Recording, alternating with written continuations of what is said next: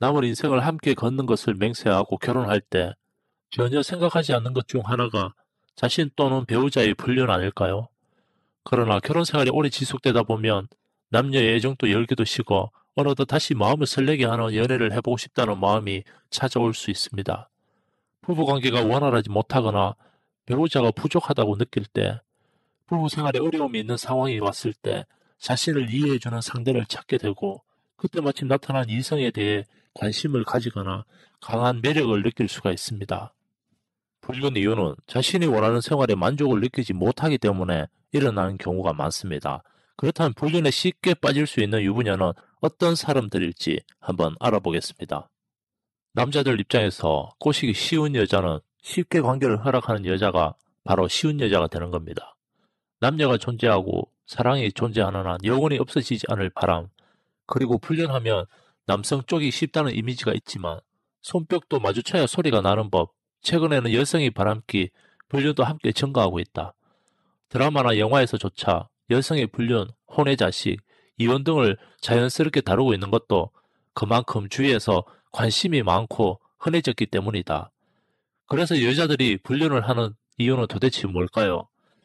상당히 마음에 드는 남자가 나타났을 때, 배우자에 대한 불만 때문에, 권태기에 빠진 부부, 남편의 외도 사실을 알고 난 후 열받아서 각방을 쓰는 리스 부부가 욕구를 풀기 위해, 아줌마도 여자이고 남자에게 사랑받고 싶을 때 등이 있습니다. 그렇다면 불륜에 쉽게 넘어가는 여자들 특징에 대해 한번 알아보겠습니다. 첫 번째, 외로움이 많은 전업주부. 바람난 여자들의 대부분의 변명은 외로웠기 때문에 라고 말합니다. 특히 외로움을 많이 느끼는 전업주부들은 하루 종일 집에 혼자 있는 경우가 많기 때문에 실제 남편과 아이만 바라보고 살게 되는 경우가 많습니다. 따라서 남편이 조금만 바빠지거나 신경을 못 써주는 경우, 애정이 느껴지지 않는다고 느낄 때 참지 못하고 다른 남자에게 마음을 채우려고 할지도 모릅니다. 두 번째, 욕구가 강한 여성. 보통 불륜 이유가 남자들은 육체적인 관계, 여자들은 정신적인 부분을 채우기 위해 불륜을 한다고들 하는데, 부부관계가 원활하지 못해 외간 남자에게 만족을 얻기 위해 바람을 피우는 여자들도 적지가 않습니다. 간혹 욕구를 채우기 위해 만났다가 마음까지 빼앗겨 앞뒤 못 가리는 유부녀도 종종 있습니다. 세 번째, 술을 좋아하고 분위기에 약한 여성. 술을 좋아하고 자주 마시러 다니는 여자도 꼬시기 쉬운 쪽에 속합니다. 술에 만취해서 분위기에 휩쓸려서 술김에 바람을 피워버릴 가능성이 높아지는 경우죠. 또 술자리 빈도가 많아지는 만큼 남성과 만날 수 있는 상황도 많이 만들어질 테고 남자들에게 대시받을 확률도 그만큼 많아지겠죠. 이 밖에 우유부단한 성격을 지닌 여자, 스킨십이 많은 여자, 노출이 심한 옷을 입는 여자 등이 있습니다. 불륜은 배우자 사이에 문제가 있을 때 일어나는 경우가 대다수입니다. 상대가 무엇을 필요로 하는지 제대로 알 수 있다면 불륜을 사전에 막을 수도 있지 않을까요? 경비 아저씨 한 분이 갑작스러운 상을 당해 3일간 휴가를 내셨다. 상황이 급박한 터라 그 빈자리를 어쩔 수 없이 내가 직접 채우게 되었다.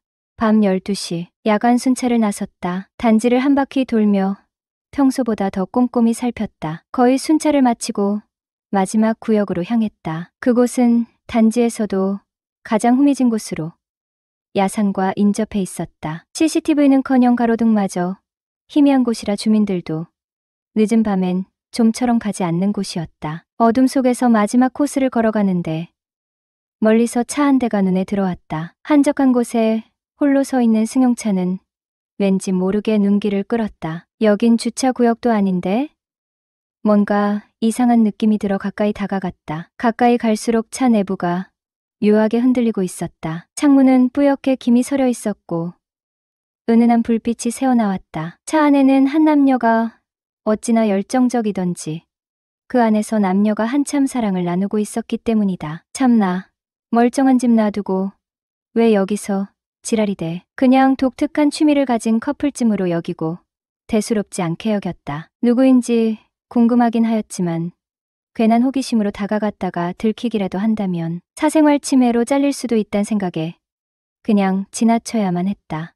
그리고 약 1시간이 지났나? 아파트 주민 한 분이 관리실로 오더니 강아지와 산책 나왔다가 백육동 쪽 사람 한 명이 쓰러져 있는 걸 발견하였다는 것이다. 그래서 황급히 달려가 보았더니 50대쯤 보이는 여성 한 명이 쓰러져 있었는데 술 냄새가 진동을 하였다. 난 옆으로 가서 여자를 툭툭 쳐보았지만 여자는 별 반응이 없다. 근데 머리는 산발이고 옷 매무새가 흐트러진 상태였는데 보안이 거사를 치룬 것처럼 보였다. 그때 번쩍 떠올랐다. 혹시 좀 전 차 안에 있던 사람 중 한 명인가? 암튼 누가 올 수도 있는 상황이라 괜한 오해를 받고 싶지 않아 옷을 대충 정리해주고 여자를 다시 흔들어 깨웠다. 아주머니, 집이 어디예요? 103동이요. 잘 알아듣지도 못할 소리를 신음처럼 냈다. 옆을 보니 여자의 핸드폰이 떨어져 있어 내 호주머니에 넣고 여자를 들쳐 업었다. 여자를 업고 103동 쪽으로 가면서 대속 아주머니 집이 어디냐고 묻는데 103동 입구 쪽에서 대학생쯤 되어 보이는 여자애가 내 쪽으로 오더니 여자를 보고는 엄마라고 외친다. 이분이 너의 어머니시니? 네. 주차장에 쓰러져 누워있길래 내가 업고 왔는데 잘 되었구나. 너희 집이 어딘지 가자. 내가 업고 갈게. 딸내미는 앞장서서 가더니 엘리베이터를 누른다. 나도 여자를 업은 채 엘리베이터를 탔다. 아버지는 집에 안 계시니? 저희 부모님 이혼하셨어요. 속으로 다행이다 싶었다. 딸내미가 자기 집 문을 열어주길래 여자를 업고 들어가 거실 소파에 내려놓은 뒤 나왔다. 다음날 점심시간이 훨씬 지난 뒤 여자의 폰이 울린다. 잠시 망설이다 전화를 받았다. 여보세요. 여자 목소리다. 제가 폰을 잊어버렸는데 이 폰 주인이에요. 돌려받았으면 하고요. 아, 네. 사모님, 저 관리소장입니다.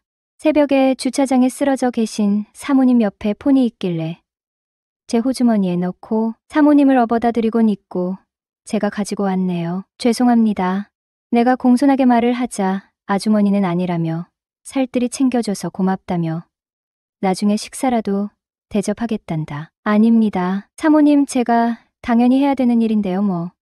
저녁에 출근하면 휴대폰을 주기로 하고 관리사무실에서 그녀를 만났다. 얼굴은 눈에 익지만 어제와는 완전히 다른 정숙하고 아주 예쁜 중년의 여인이 보인다. 뛰어가서 인사를 꾸벅하고는 사모님, 폰 때문에 오셨죠?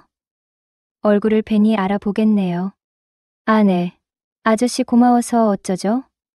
수줍게 웃는 모습이 너무 예뻐 보였다. 난 핸드폰을 여자에게 건네주며 사모님 핸드폰 여기 있습니다. 어제 술 많이 드셨나 보던데요. 아저씨, 어젠 내가 술이 너무 취해 실수를 많이 했죠?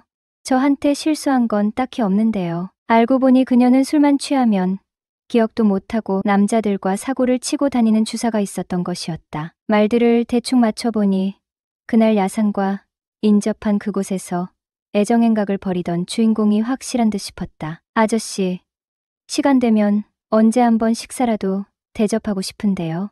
아니요, 괜찮아요. 이깟일로 식사 대접까진 너무 과하지요. 그래도 그건 아닌데. 그녀는 내가 소문이라도 낼까봐 불안했는지 자꾸 식사 대접을 하고 싶다고 했다. 아니요, 제가 꼭 식사 대접을 하고 싶어서 그래요. 그럼 식사 대신 술 사주세요. 그녀는 잠시 고민을 하더니 알겠다고 하였다. 그리고 며칠 뒤 술자리로 이어졌다. 아저씨도 혼자 사세요? 네. 아저씨는 마지막 연애가 언제예요? 아마 3년도 넘었을걸요? 대단하시네요. 3년이나 어떻게 참고 사셨대. 호호. 어쩌다 보니 벌써 그리 되었네요. 아저씨처럼 키도 크고 잘생긴 남자를 아줌마들이 왜 가만두지? 아마도 어색한 분위기를 풀어보려고 농을 던지는 것 같았다. 아저씨, 그날 일 소문내시면 안 돼요? 물론이죠. 나도 남잔데. 대신 약속 지키는 대신 아주머니에 대해 말씀해 주세요. 저에 대해서요? 네, 궁금해서요. 호호, 제가 정말로 궁금하세요? 네, 당연하죠. 호감 가는 여성에 대해 좀 더 알고 싶은 건 당연한 거 아닌가요? 호감을 가진다 말에 그녀는 살짝 당황스러워하면서도 술 기운 때문인지 자신의 얘기를 털어놓기 시작하였다. 그녀의 남편은 결혼 후 꾸준히 바람을 피워왔다고 했다. 하지만 남편이 돈을 잘 벌어오고 아이도 있었기 때문에 이혼은 생각조차 할 수 없었다고 한다. 그러던 중 남편이 약 2년 전부터 먼저 이혼 이야기를 꺼내기 시작했다고 했다. 이후 둘은 별거를 이어갔고 결국 이혼으로 마무리되었다고 한다. 그 시점부터 그녀는 자신을 억누르던 무언가를 내려놓게 되었다고 말했다. 술의 힘을 빌려서 말이다. 전 남편이 그녀의 첫사랑이자 첫 남자였던 터라. 이혼 후 우연한 계기로 다른 남자를 받아들였다고 했다. 그 일이 그녀에게 새로운 자극이 되었고 이후 삶을 보다 자유롭고 열린 마음으로 바라보게 되었다고 했다. 그리고 그녀는 덧붙였다. 술만 마시면 블랙아웃이 되어 아무 기억도 나지 않는다고. 지난번 일도 거의 생각이 나지 않는다는 말에 적잖이 충격을 받았다. 그녀의 말투와 태도로 보아 그녀가 만나온 남자들이 한둘이 아니라는 느낌이 들었다. 주로 나이트클럽이나 헌팅포차에서 처음 본 남자들과 만남을 이어왔다고 했다. 그 이야기를 듣고 있자니 묘한 기분이 들었다. 이 여자가 자신의 이런 이야기를 왜 나에게 털어놓는 걸까? 내가 호감을 표현해서 그런 걸까? 아니면 이게 일종의 플러팅인 걸까? 궁금증을 참지 못하고 물었다. 현숙 엄마, 저는 남자로서는 어떤가요? 그녀는 웃으며 답했다. 아저씨요? 괜찮죠. 일단 저보다 어리잖아요. 호호호. 아, 연하를 좋아하시나 봐요? 그럼요. 제 나이쯤 되면 어린 남자가 좋죠. 그리고 혼자 사는데 마다할 이유도 없고요. 그녀는 장난스럽게 웃으며 말을 이었다. 그럼 저랑 10번만 만나봐요. 정신 못 차리게 만들어 드릴 테니.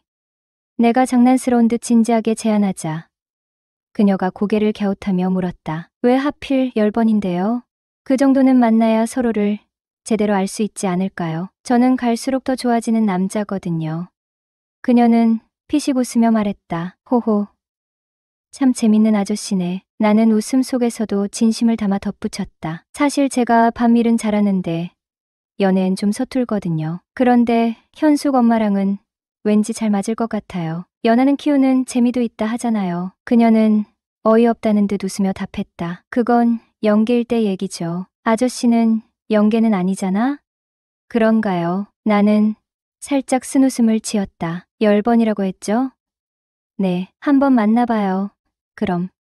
그녀는 생각보다 쿨하게 내 제안을 받아들였다. 나중에 알게 된 사실은 그녀가 처음으로 내 거칠고 다소 험상궂게 생긴 외모에 호기심을 느꼈다는 것이었다. 그녀는 나와 같은 부류의 사람을 만난 적이 없다고 했고 그런 나와 연애를 한다면 어떤 기분일지 궁금했다고 한다. 그 호기심이 그녀를 이끌었고 나의 앞뒤 없는 자신감도 그 결정에 중요한 역할을 했다는 것이다. 이후 그녀와 정식으로 연애를 하는 건 아니지만 꾸준히 만남을 이어오고 있다. 나른한 오후, 따사로운 햇살이 창문을 통해 살짝 스며드는 시간이었다. 그때 101동 701호 사모님이 전화로 나를 불렀다. 네, 사모님.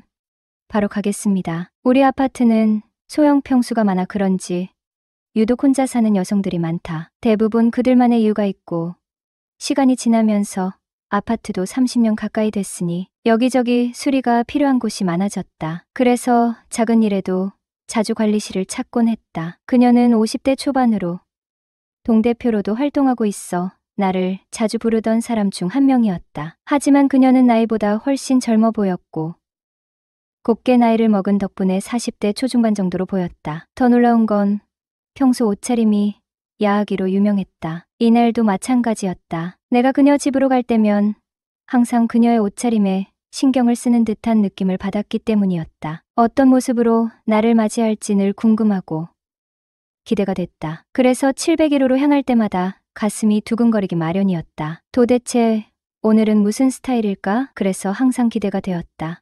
문을 열고 들어서면 이미 그녀는 부드러운 미소로 나를 맞이하고 있었다. 그때부터는 매번 느끼던 그 묘한 긴장감과 함께 한동안 나의 시선은 그녀에게 묶여버렸다. 김 소장 올해 몇 살이라고 했지? 40살 맞나요? 네, 맞습니다. 사모님. 돌싱이라며. 애인은 있어? 아니요. 현재 만나는 사람은 없어요?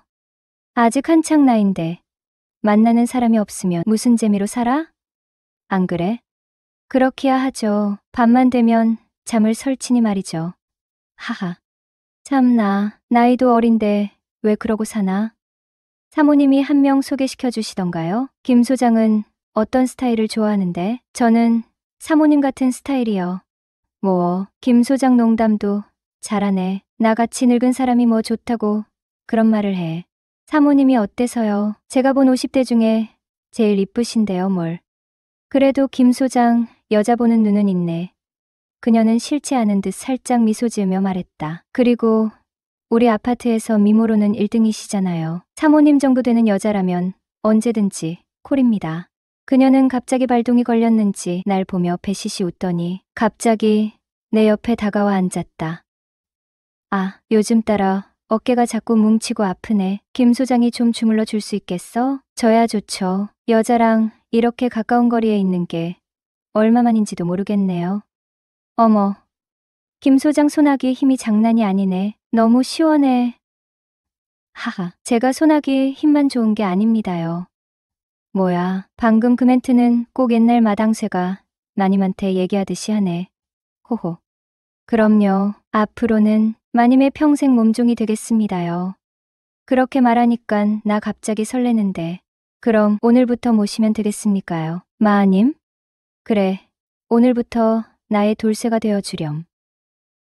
나는 올해 40살, 5년 전 이혼하고 혼자 사는 돌싱남이다. 남들이 흔히 말하는 부실한 남편도 아니었고, 가정을 꾸릴 능력이 없는 돈 못 버는 남편도 아니었다. 단지 직업이 현장 일을 하다 보니 가정에 소홀할 수밖에. 남들이 말하는 소위 노가다꾼이었다. 공고 토목과 졸업, 전문대 토목과 졸업 후 산업기사 자격증을 따고 전국 8도를 다니며 고속도로 터널 뚫는 공사 현장에서 일을 해왔다. 현장이 멀고 바쁠 때는 한 달에 2~3번만 집에 들어갔고, 장마철이나 현장 일이 없을 때는 보름이고 한 달이고 집에서 지낸 적도 있다. 하지만 아내는 결혼 5년이 다 되도록 막 모르게 피임을 하여 임신도 하지 않더니 결혼 6주년 기념일을 며칠 앞둔 어느 날 젊은 놈을 좋아한다며 이혼을 요구해왔고, 옆에 있어주지 못하는 남자와는 더 이상 살기 싫다는 말만 남기고 나를 떠났다. 난 열심히 돈 벌어서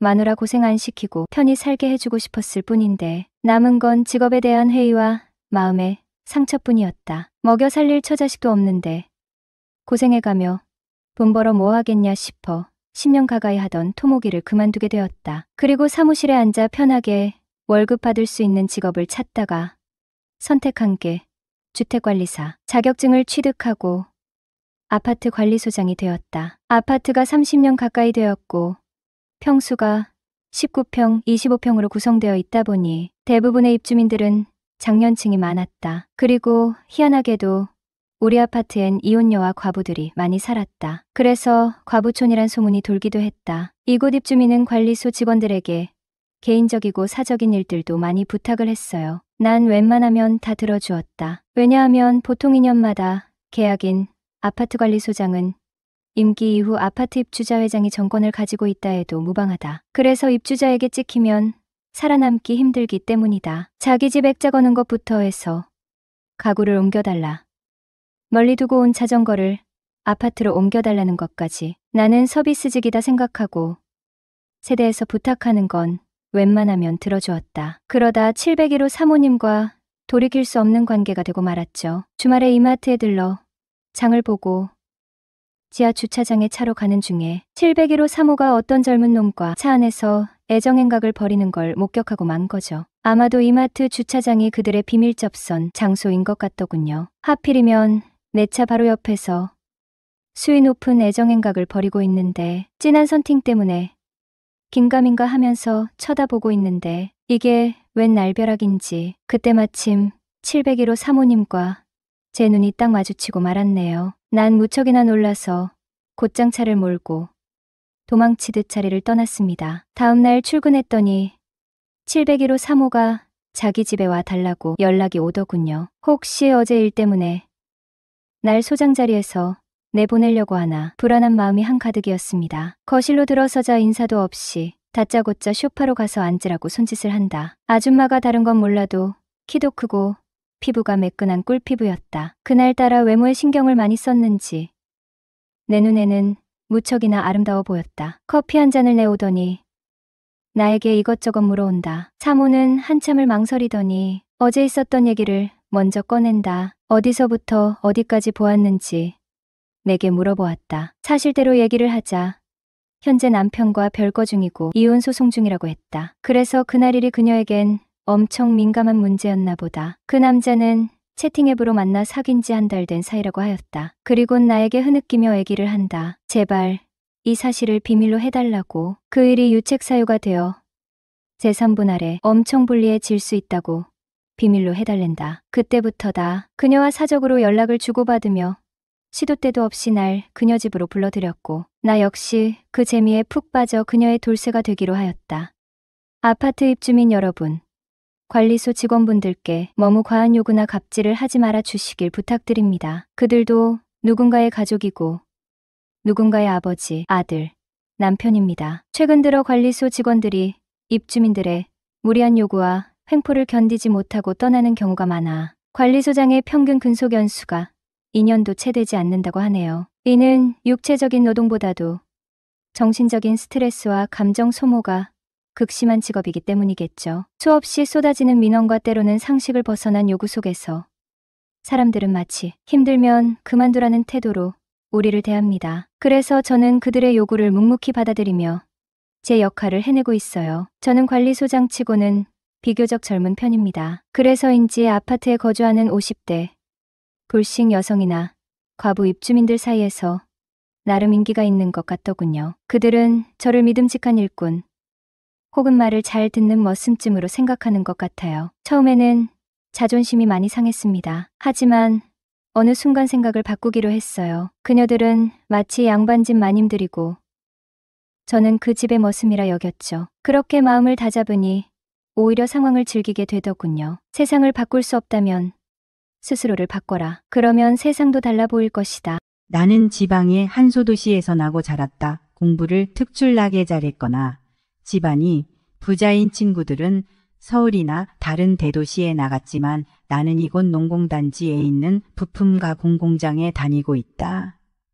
나도 공부를 썩 못하거나 그렇지는 않았는데 고등학교 2학년 때부터 알게 된 여학생과 어떻게 잘못되어 덜컥 아이를 임신하는 바람에 결혼까지 하여 눌러앉게 되었다.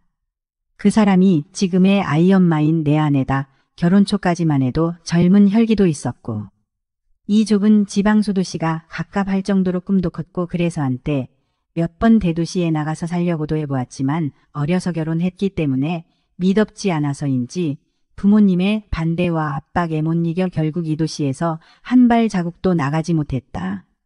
너무 어려서 결혼했기 때문에 결혼 초에는 부모님의 경제적 지원을 받아야 했다. 부모님의 압박은 그 경제적 지원을 끊겠다는 것이었다. 이제 겨우 내 나이 28이지만 벌써 결혼한 지 8년이 되어서인지 아내에 대한 특별한 애정도 없고 불화도 없이 밋밋하게 살고 있다. 생활도 밋밋하기는 마찬가지이기는 하지만 여기에 남아있는 몇몇 친구들과 술을 마시거나 토요일 저녁 주변 저수지에 밤낚시를 하는 것이 그나마 있는 즐거움이다. 술 마시고 가끔 술집에서 술꾼들과 싸우고 낚시를 가고 하는 일상에서 한치의 오차도 없이 굴러가던 내 생활이 변화를 맞이하게 된 것은 약 1년 전 폭행사건 때문이었다. 폭행사건이라고 하기에는 일방적으로 밀려 도망친 이야기지만 어쨌든 그날 동네 친구 2명과 함께 이 지역에서는 꽤 유명한 술집에서 술을 마시고 나오다가 이 지역에 일하러 온 사람들과 시비가 붙어 말다툼이 된 것이 발단이 되어 폭행 사태로 이어질 뻔한 사건이었다. 아무래도 이런 싸움에서는 사람 수가 많은 것이 유리한데 사람 수에서 위협을 느낀 우리들은 각각 이 방향으로 달아났다. 나는 그때 몸을 가눌 수 없을 정도로 취했지만 용케도 잡히지 않고 근처의 모텔에 숨었다. 우리 장모님이 운영하는 모텔이었다. 대단한 모텔은 아니었고 조그만 여관 정도의 모텔이었는데 우리 장모님과 장모님 친구가 번갈아 카운터를 보고 있었다. 피신하기 위해 어쩔 수 없이 들어가긴 했지만 사위가 취한 모습을 장모님에게 보이기 싫어서 평소에는 그곳을 피해 다녔었다. 장모님은 장인어른과 벌써 5년째 별거를 하고 있었고 같이 카운터를 보고 있는 장모님 친구는 3년 전에 사별하여 장모님의 모텔에서 일하고 있었다.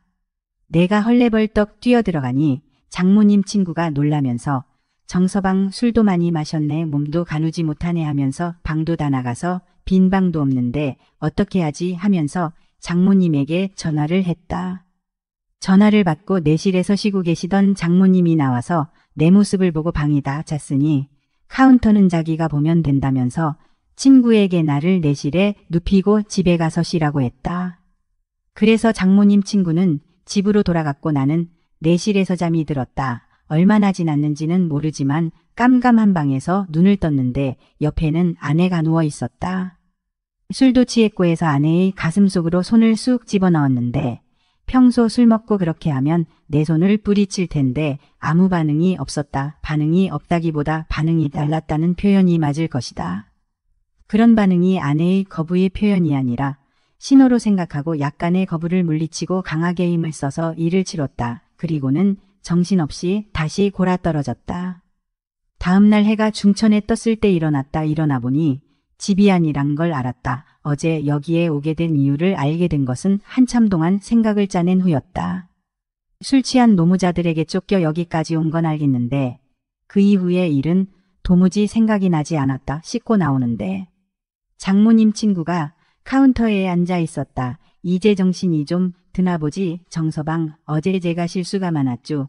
정말 죄송합니다. 라고 내가 짐작해서 말하자 장모님 친구가 말했다. 고생은 무슨, 자네는 그냥 내실에 고목나무 무너지듯 넘어졌어. 넘어지자 말자 그대로 코까지 골았고 나는 자네 장모에게 맡기고 집에 왔지. 나는 죄송하다는 말을 한 번 더 하면서 인사를 꾸벅하고 나왔다. 밖으로 나왔지만 여전히 숙취 때문에 머리가 지끈거리고 머리가 뒤죽박죽 엉망이었다. 친구들에게 전화를 해보니 다행히 잡혀서 다리 하나 분질러진 녀석은 없었다. 다음날 아침 직장을 가려는데 집사람이 말하기를 당신 토요일 밤에 엄마 모텔에서 잤다며. 모텔에 있는 엄마 친구 조씨 아줌마 있잖아. 시장에서 만났는데 당신이 거기서 잤다는 거야. 나는 친구들이랑 낚시 갔을 텐데라고 했는데 당신이 술이 많이 취해서 왔다는 거야. 당신 요즘 왜 그러고 다니는데? 요즘 수상해. 당신 그런데 참 이상하지 않니?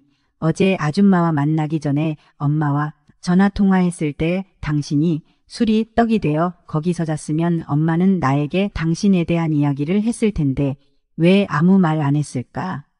말하는 걸 잊어버렸겠지. 그 말을 남기고 집사람 말을 뒤로 한 채 회사에 출근을 했다. 점심시간이 되어 그늘에서 가만히 쉬고 있는데 그날 밤 일이 생각나기 시작했다. 장모님 친구가 장모님에게 전화하던 일이 생각났고 휘청거리는 나를 장모님과 장모님 친구 두 사람이 나를 부축해 눕히면서 나둥그러지던 일까지 생각이 났다. 그런데 분명히 잠에서 깨어나 관계를 했고 그게 집사람이라고 생각하고 있었는데 아내는 내가 그 모텔에서 잔 사실까지 모르고 있었다면 아내는 거기에 있지 않았다는 말인데 그리고 장모님 친구는 그날 바로 집으로 갔다고 했었다. 나는 갑자기 머리가 아파왔다. 내가 술에 의해 상상 속에서 그려낸 이야기가 아니라면 내 곁에 누워 있었던 사람은 장모님밖에 없었다. 그러고 보니 어딘지 모르게 익숙하지 않은 색다른 기분이었다. 그렇다면 내가 장모님과 했다는 말인가? 그렇게 생각하니 왠지 내가 아내라고 믿었던 사람이 장모님이었다는 생각이 들었다. 저녁 때 회사를 퇴근할 무렵에는 거의 장모님이라는 확신이 들었다. 장모님에게 전화를 걸어 물어볼 수도 없는 일이었고 장모님도 모를 수가 있을까 하는 의문이 들었을 때 장모님이 나처럼 술에만 취되어 잠이 들었다면 모를까? 도저히 모를 수가 없는 일이었다. 그렇다면 장모님은 어떤 생각을 하고 계실까? 나는 불안과 의욕과 궁금함 이런 생각들로 한 주를 보냈다. 정확하게 일주일이 지난 후 마음속의 불안이 전혀 해소되지 않은 채 낚시를 가자는 친구들의 제안도 거절하고 집에 누워 있는데 전화가 울렸다. 전화를 확인하니 장모님이었다. 나는 죄 지은 사람처럼 화들짝 놀랐다. 전화벨이 열 몇 번을 울릴 때까지 전화를 받아야 하나 말아야 하나 결정하지 못하고 있는데 전화벨 소리가 꺼져버렸다. 잠시 생각하다가 또 전화가 오면 곤란해진다는 생각이 들어 내가 장모님에게 전화를 했다. 장모님은 전화벨이 한 번 정도 울렸는데 바로 전화를 받았다. 내가 웬일이시냐고 묻자 지금 집 밖에 있는데 바로 나오라는 것이었다. 무슨 일이 있다고 직감했다. 왜냐하면 우리 집 앞까지 왔는데 집안에 들어오지 않고 사위를 불러내는 것은 아주 특별한 예외이기 때문이다. 나는 옷을 주섬주섬 입고 밖으로 나왔다.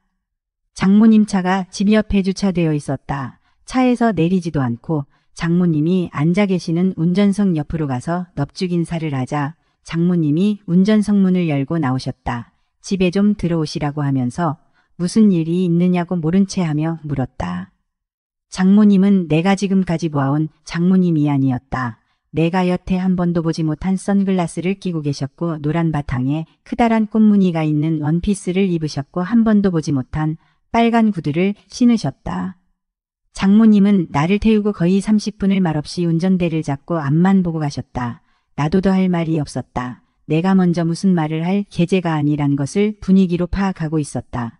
그렇다고 험악한 분위기는 아니었다. 서로 말이 없어서 그렇지 나쁜 분위기는 아니었다. 차는 우리 동네에서 한참 벗어나서 이웃 동네의 외곽 어느 산 아래에서 차가 멈추었다. 차에 시동이 꺼진 지 한참 만에 장모님이 입을 뗐다.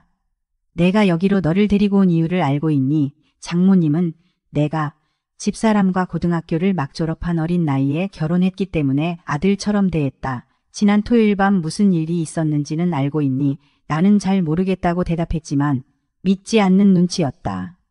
네가 술이 취해서 그런 거겠지만 내가 하지 말라고 하는데도 완력으로 내 옷을 벗겼어. 그때 네가 옷 벗긴 사람이 누군지 알았니 몰랐니? 장모님이 이렇게 물었을 때 나는 몰랐습니다. 장모님, 전 술에 취해서 집사람인 줄 알았습니다. 죽을 죄를 지었습니다. 라고 말했다. 다시 장모님이 말했다. 죽을 죄는 아니고 사실 그런 건 중요하지 않아. 내가 오늘 너를 불러낸 건 너에게 책임을 타지려고 부른 건 아니야. 그날 이후 너도 그랬겠지만 나도 많은 생각을 했어. 처음에는 없었던 일이라 생각하고 묻어두려고 했었어. 그게 아니더라도 술 마시고 사고친 건데 어쩔 수 없다고 생각하려고 했었어. 그런데 날이 갈수록 너를 잊을 수가 없었어. 네가 너무 보고 싶었어. 네가 내 사위라는 생각 때문에 참을 만큼 참았는데 네가 보고 싶어서 도저히 견딜 수가 없어서 너에게 전화한 거야. 네가 내 사위라는 사실을 잊어버리고 나를 여자로서 만나줄 수 있겠니? 나로서는 너무 충격적인 이야기였고 갑작스런 제안이었다. 내가 말을 못하고 머뭇거리자 장모님은 나를 설득하려고 애를 쓰셨다. 우리는 세상 그 누구도 모르게 만날 수 있을 거야. 넌 내 가신이라고 장모님이 물어서 나는 아니라고 대답했다. 밖은 이미 어두워져 있었고 나는 생각할 시간을 좀 달라고 말하고 싶었지만 장모님의 절실한 눈빛에 그 말마저 쏙 들어가 버리고 말았다. 사방이 분간도 할 수 없을 정도로 깜깜해질 때까지 말없이 앉아 있다가 나는 장모님을 보며 만나겠다는 표시로 고개를 끄덕였다. 그 순간 장모님의 얼굴이 내 얼굴을 덮쳐왔다. 한참 동안 그러고 있다가 장모님과 나는 차 뒷좌석으로 자리를 옮겨 그곳에서 진짜 맨정신으로 했다. 그것도 몇 번씩이나 했다. 끝나고 나서 장모님은 그날 있었던 일을 내가 생각나지 않았던 부분을 이야기해 주셨고 장모님은 세상을 다 얻은 것처럼 행복해 하셨다. 많은 에너지를 소비했기 때문인지 우리는 어기를 느꼈다. 마을 외곽에 외따로 떨어진 음식점 하나를 찾아 들어가서 늦은 저녁을 먹었다. 장모님은 굳이 자기가 고기를 구워쌈에 싸서 내 입에 넣어주셨다. 이렇게 살갑게 구는 장모님을 보니 위화감 정도는 아니었지만 조금 낯설기도 했다. 그러나 이러한 것들은 정말 빨리 적응하는 법이다. 나는 짜릿한 흥분을 느꼈다. 밋밋하고 변화 없이 돌아가던 나의 소도시 생활은 아슬아슬한 스릴 만점의 생활로 바뀐 것이다.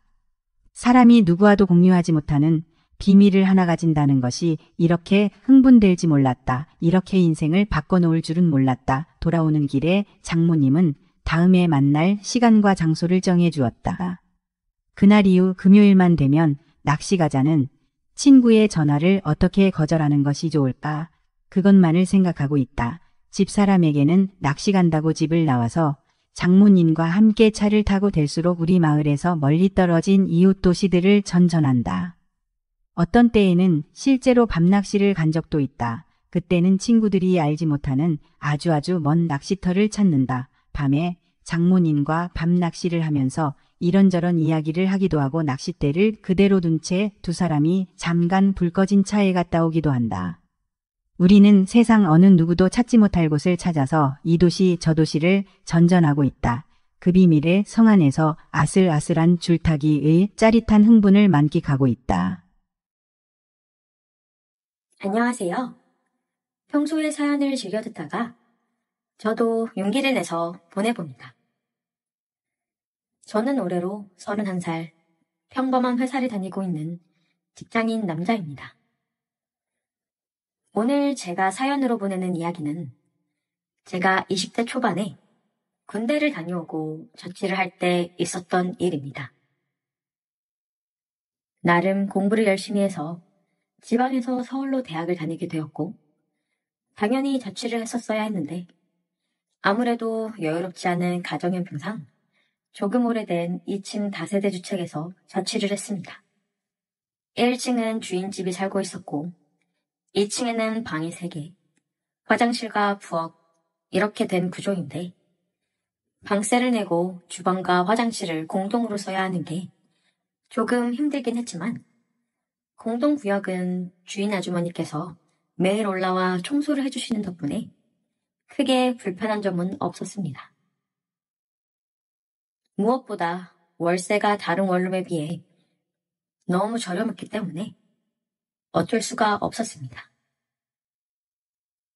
2층에 같이 사는 사람들은 저를 포함해서 총 3명의 남자였는데 다들 어찌나 바쁘게 사는지 공동구역에서도 그닥 마주치는 일이 없었고 다들 조용한 데다 어쩌다 마주치는 일이 생기더라도 그냥 꾸벅 인사만 하고 지나쳤기 때문에 이름은커녕 얼굴도 잘 기억이 나질 않습니다.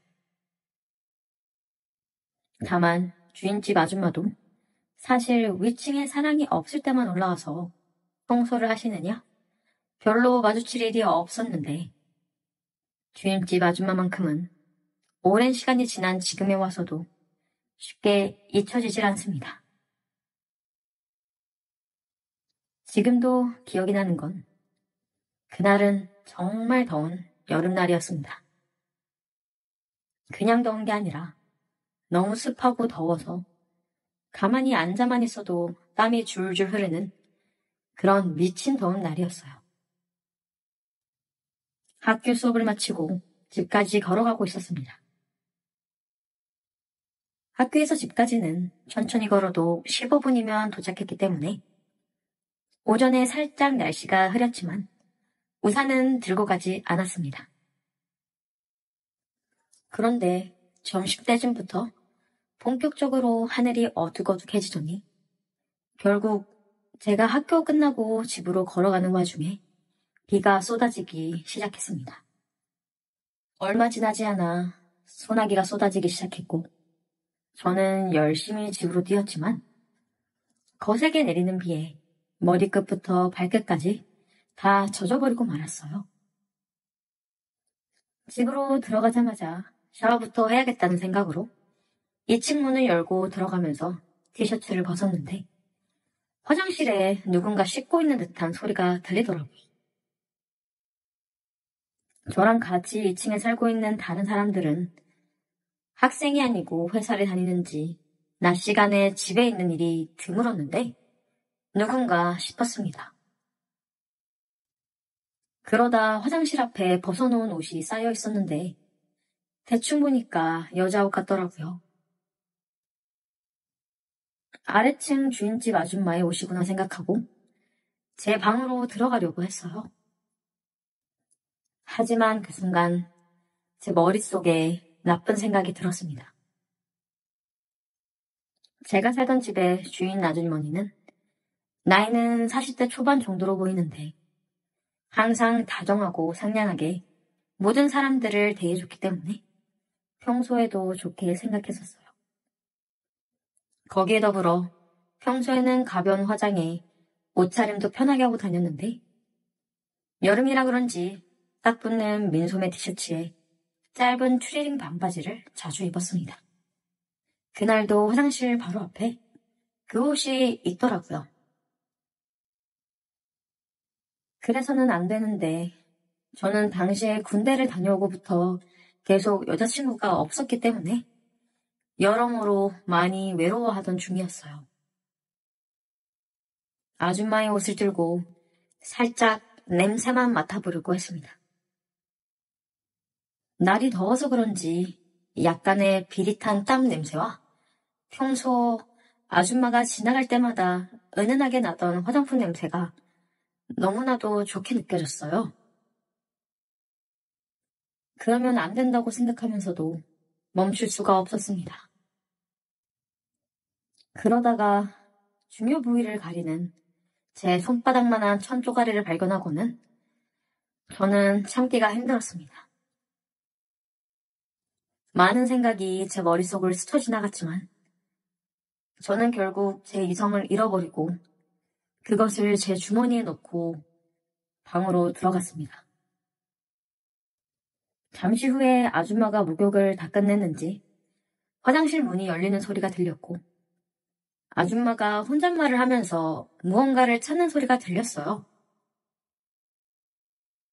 저는 혹시라도 들킬까봐 숨을 죽이고 있었는데 한 5분쯤 지나서 아줌마가 제 방문을 노크하더라고요. 저는 아무도 없는 척 대답하지 않았습니다. 그러더니 아줌마는 다른 방도 노크를 해보더니 아무도 반응하지 않자 그냥 내려가는 것 같더라고요.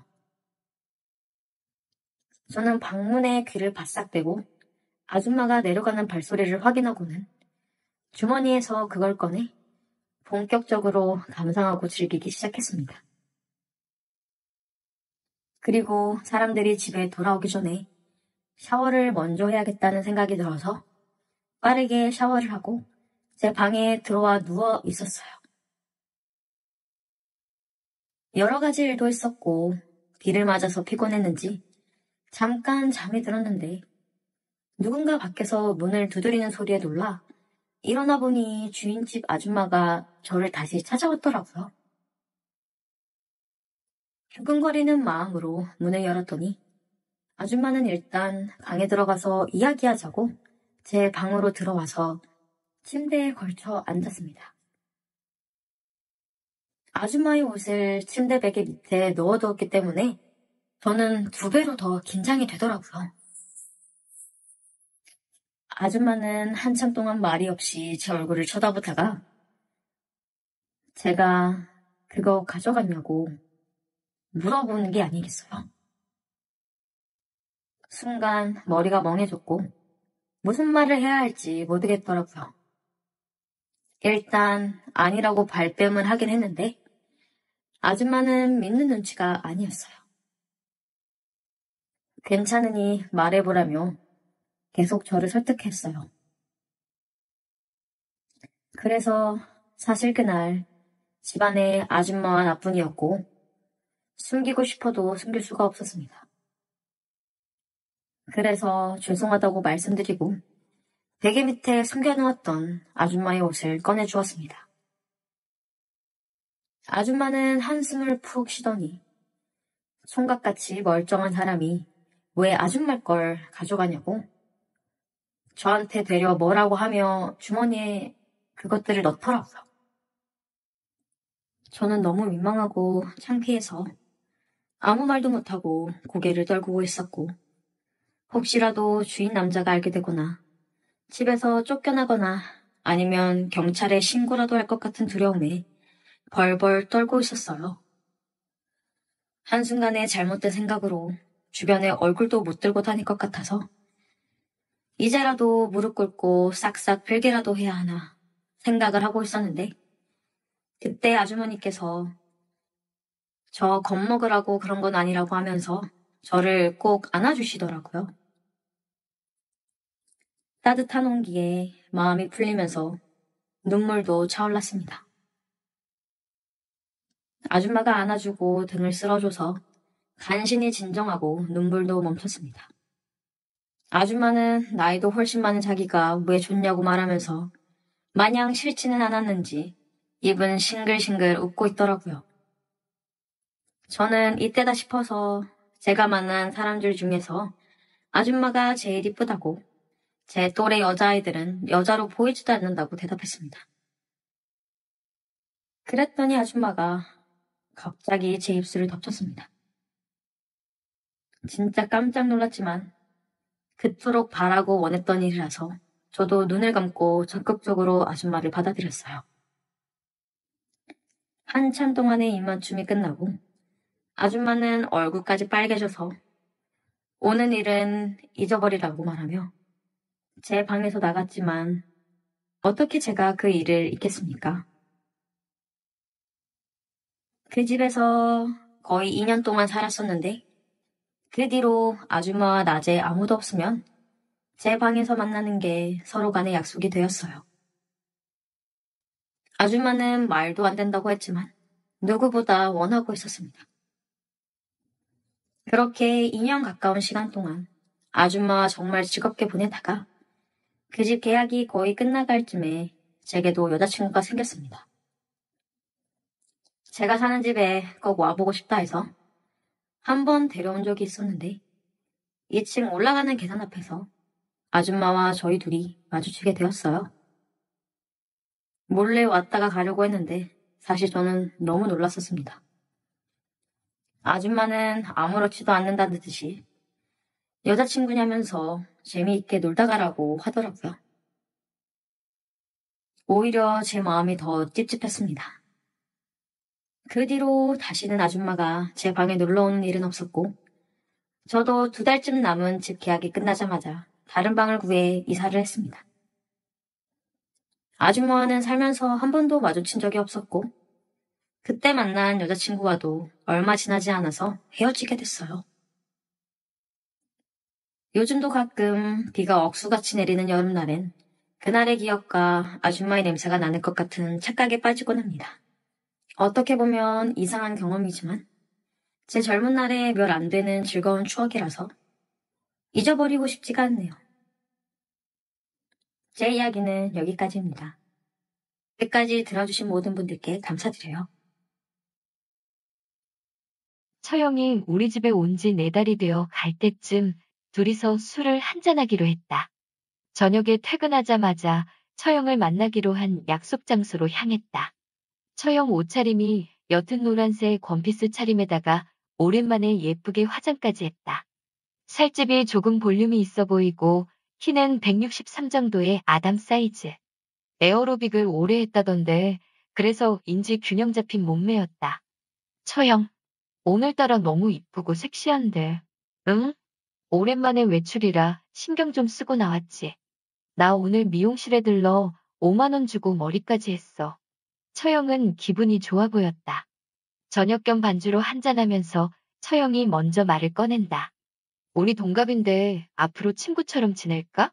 오늘처럼 심심할 땐 소주도 한잔하고. 말도 편하게 하면 좋잖아. 둘이 있을 땐 제부 처형이라고 하지 말고 그냥 편하게 이름 부르자. 어때? 나는 앞으로 정태아라고 부르게 대신 우리 둘이 있을 때만 그렇게 하자. 어때요? 동갑내기인 처형과 나는 친구로 지내게 되었다. 그날따라 처형이 술이 많이 취했는지 집에 들어가기 싫다며 고집을 피우는데. 안녕하세요. 저는 40대 후반의 평범한 남자입니다. 형님이 하시던 사업이 쫄딱 망해버려 처형네 부부 둘 다 신용불량자 되었고요. 친정과 주변 지인들 저도 모르게 아내도 5천만 원을 처형한테 빌려줬었나 봐요. 밑빠진 독에 물 붓기 하느라 친정에서 야금야금 처형한테 흘러간 돈이 무려 5억이 넘는다네요. 장인어른이 정년 퇴직하고 노후 준비하려고 모은 돈과 현재 살고 있는 아파트 대출까지 받아서 돈을 융통해 줬나 보더군요.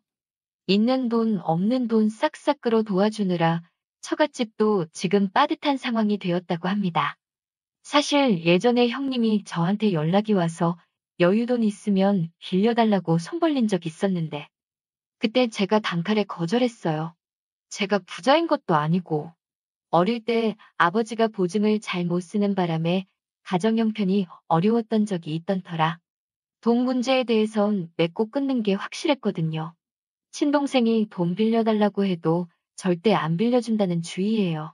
그래서인지 아내가 저 몰래 처형한테 1,000만 원씩 5번에 걸쳐 빌려준 게 5천만 원이고요. 형님 사업이 기울기 시작하면서 처형과도 돈 문제로 자주 다투다가 결국 이혼까지 하게 되었고, 형님은 어디서 지내는지 빚쟁이에 쫓겨 도망 다니고 있고, 처형은 아이들을 데리고 부산에 있는 처갓집에 내려가 있는 상태였고요. 사업체와 재산 다 정리하고도 못 갚은 돈이 5억 정도, 그리고 카드빚 5천만 원 정도 된다고 합니다. 아이들은 점점 커가는데 갚아야 할 빚은 아직도 많고, 장모님은 처형만 생각만 하면 힘들어하고, 처형은 장모님 볼 때마다 돈 빌려달라고 하고, 그러면서 매일 같이 싸우고 눈물까지 쏟는데요. 처형은 평생 전업주부로 살아와서 세상 물정이라곤 하나도 모르는데 한 푼이라도 벌어보려고 식당 일하러 나간답니다. 그러면서도 아내는 은근히 언니 댁을 도와줬으면 하는 눈치인데 그렇다고 무턱대고 처형 댁 빚을 갚아주는 것도 말도 안 되는 상황 아닌가요? 아무튼 아내도 차마 돈 이야기를 입 밖으로 꺼내지 못하고 있는 것 같았어요. 그래도 빚을 다 갚아주지는 못하겠지만 제가 어떤 식으로든 처형댁에 조금이라도 도움을 주긴 주고 싶은데 이러지도 못하고 저러지도 못한 채 그러고 있었습니다. 근데 처형이 장모님과 매일같이 싸우다가 지쳐서 도저히 처갓집에 못 있겠다며 아이들은 당분간 부산에서 지내게 하고 처형 혼자 우리 집에 와서 지내면 안 되겠냐고 집사람한테 물어봤나 봐요. 그래서 흔쾌히 수락을 했죠. 근데 시간이 갈수록 아내와 있는 시간보다 처형과 같이 있는 시간이 너무 좋아지는 겁니다. 내가 무슨 말을 해도 처형은 입가의 웃음이 떠날 날이 없거든요. 제가 하는 농담이 너무너무 재미있답니다. 카톡을 주고받다가도 오타 하나만 치면 그걸로 말장난을 주고받고 재밌으면 재밌는 대로 웃고 또 재미없으면 재미없다고 썰렁하다고 웃어요. 그럼 저도 같이 따라 웃고요. 무뚝뚝한 아내와 달리 애교가 많고 살갑게 날 대하는 처형이 점점 좋아져요. 얼마 전에는 일찍 퇴근하고 집에 들어와서 샤워를 끝마치고 당연히 집에는 아무도 없는 줄 알고 그냥 문을 열고 나왔다가 처형과 딱 마주쳤는데 나는 그 상황에 엄청 민망했었는데 처형이 한다는 말이 제부 뭐 볼 것도 없구만. 그러면서 서로 마구 웃고 넘긴 적도 있었네요. 집사람이 집에 없을 때는 처형 방으로 가서 놀다 오기도 하고 며칠 전에는 처형이 시원한 맥주 한잔 하고 싶다고 해서 아내 몰래 집 앞 치킨집에서 단둘이 맥주를 마시는데 자꾸 제 옆으로 와서 술을 먹겠다는 겁니다. 너무 가깝게 다가와 당황스러웠지만 처형은 아무렇지도 않은 듯 뭐 어때 우리 사이 이러네요. 전 술 마시는 내내 어찌할 바를 몰랐습니다. 그러면서 하는 말이 난 예전부터 너랑 한번 살아보면 어떨까? 라는 생각을 했었다고 말하는데 갈수록 앞이 깜깜해졌습니다. 애교 많고 여성스럽고 몸매까지 좋은 여자가 옆에서 자꾸 내가 좋다는데 술이 취해서 실수한 건지 제가 너무 예민하게 반응하는 건지 그때 마침 제 팔을 잡아 끌면서 팔짱을 깊숙이 끼더니 나 너 좋아 좋단 말이야 이러면서 주사까지 부리는데 순간 나는 어떻게 행동해야 하나 싶어 오만 가지 생각이 다 들더군요. 그러면서 하는 말이 우리 그냥 친구 말고 비밀 친구 할래 이러는 겁니다.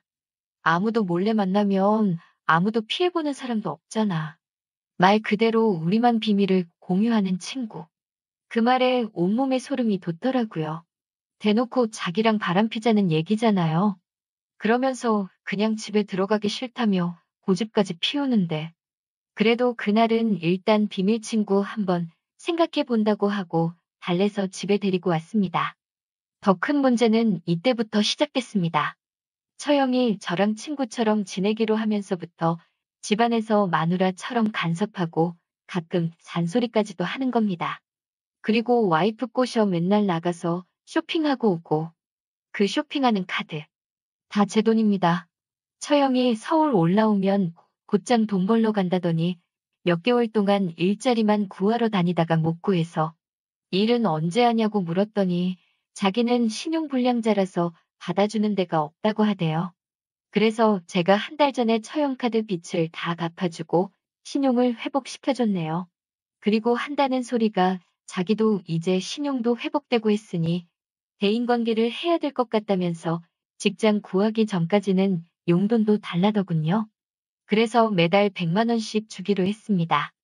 개념 없는 처형이 미울 만한데 그렇지가 않다는 게 더 큰 문제입니다.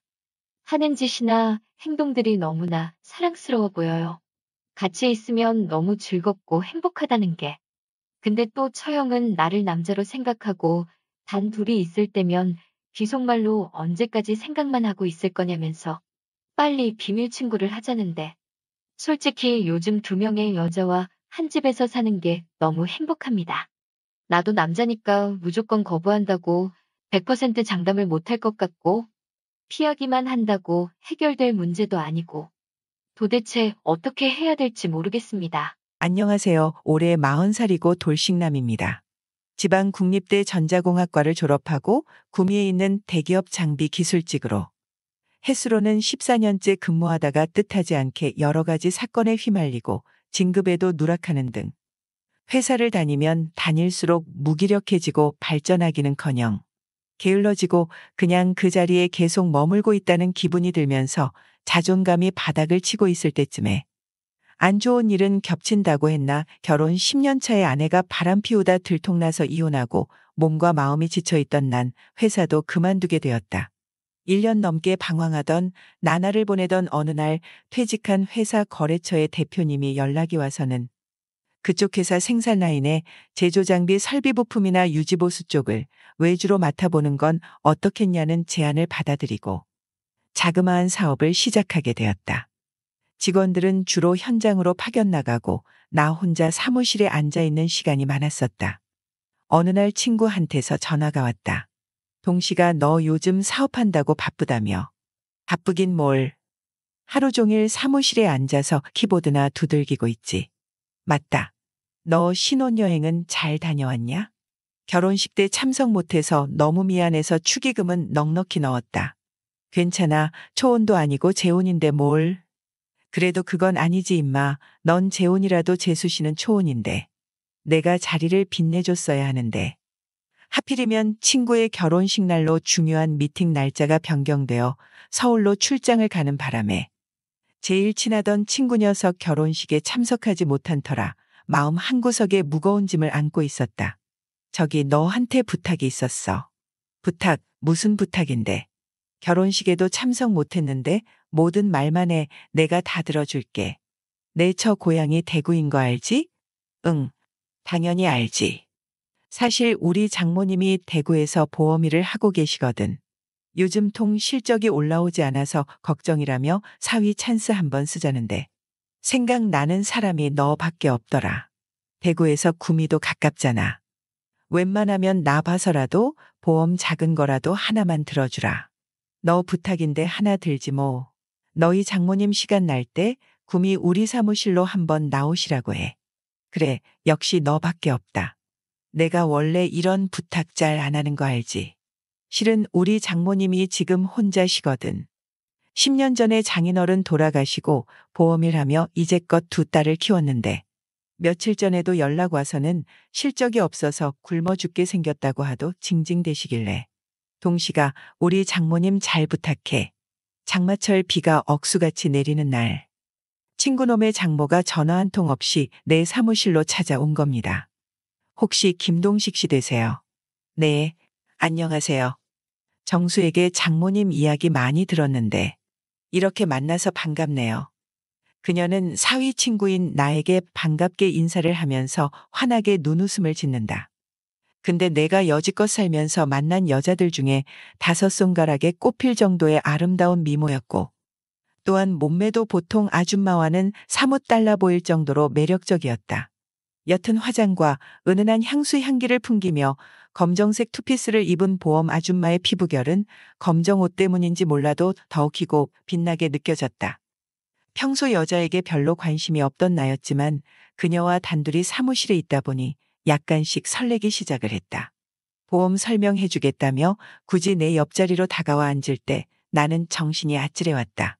내 나이가 40인데 장모라면 적어도 60은 되었을 줄 알았더니만 키가 165는 됨직한 늘씬한 키에 균형 잡히고 탄력 있어 보이는 체형은 많이 봐도 고작 40대 중반의 아줌마의 모습이었다.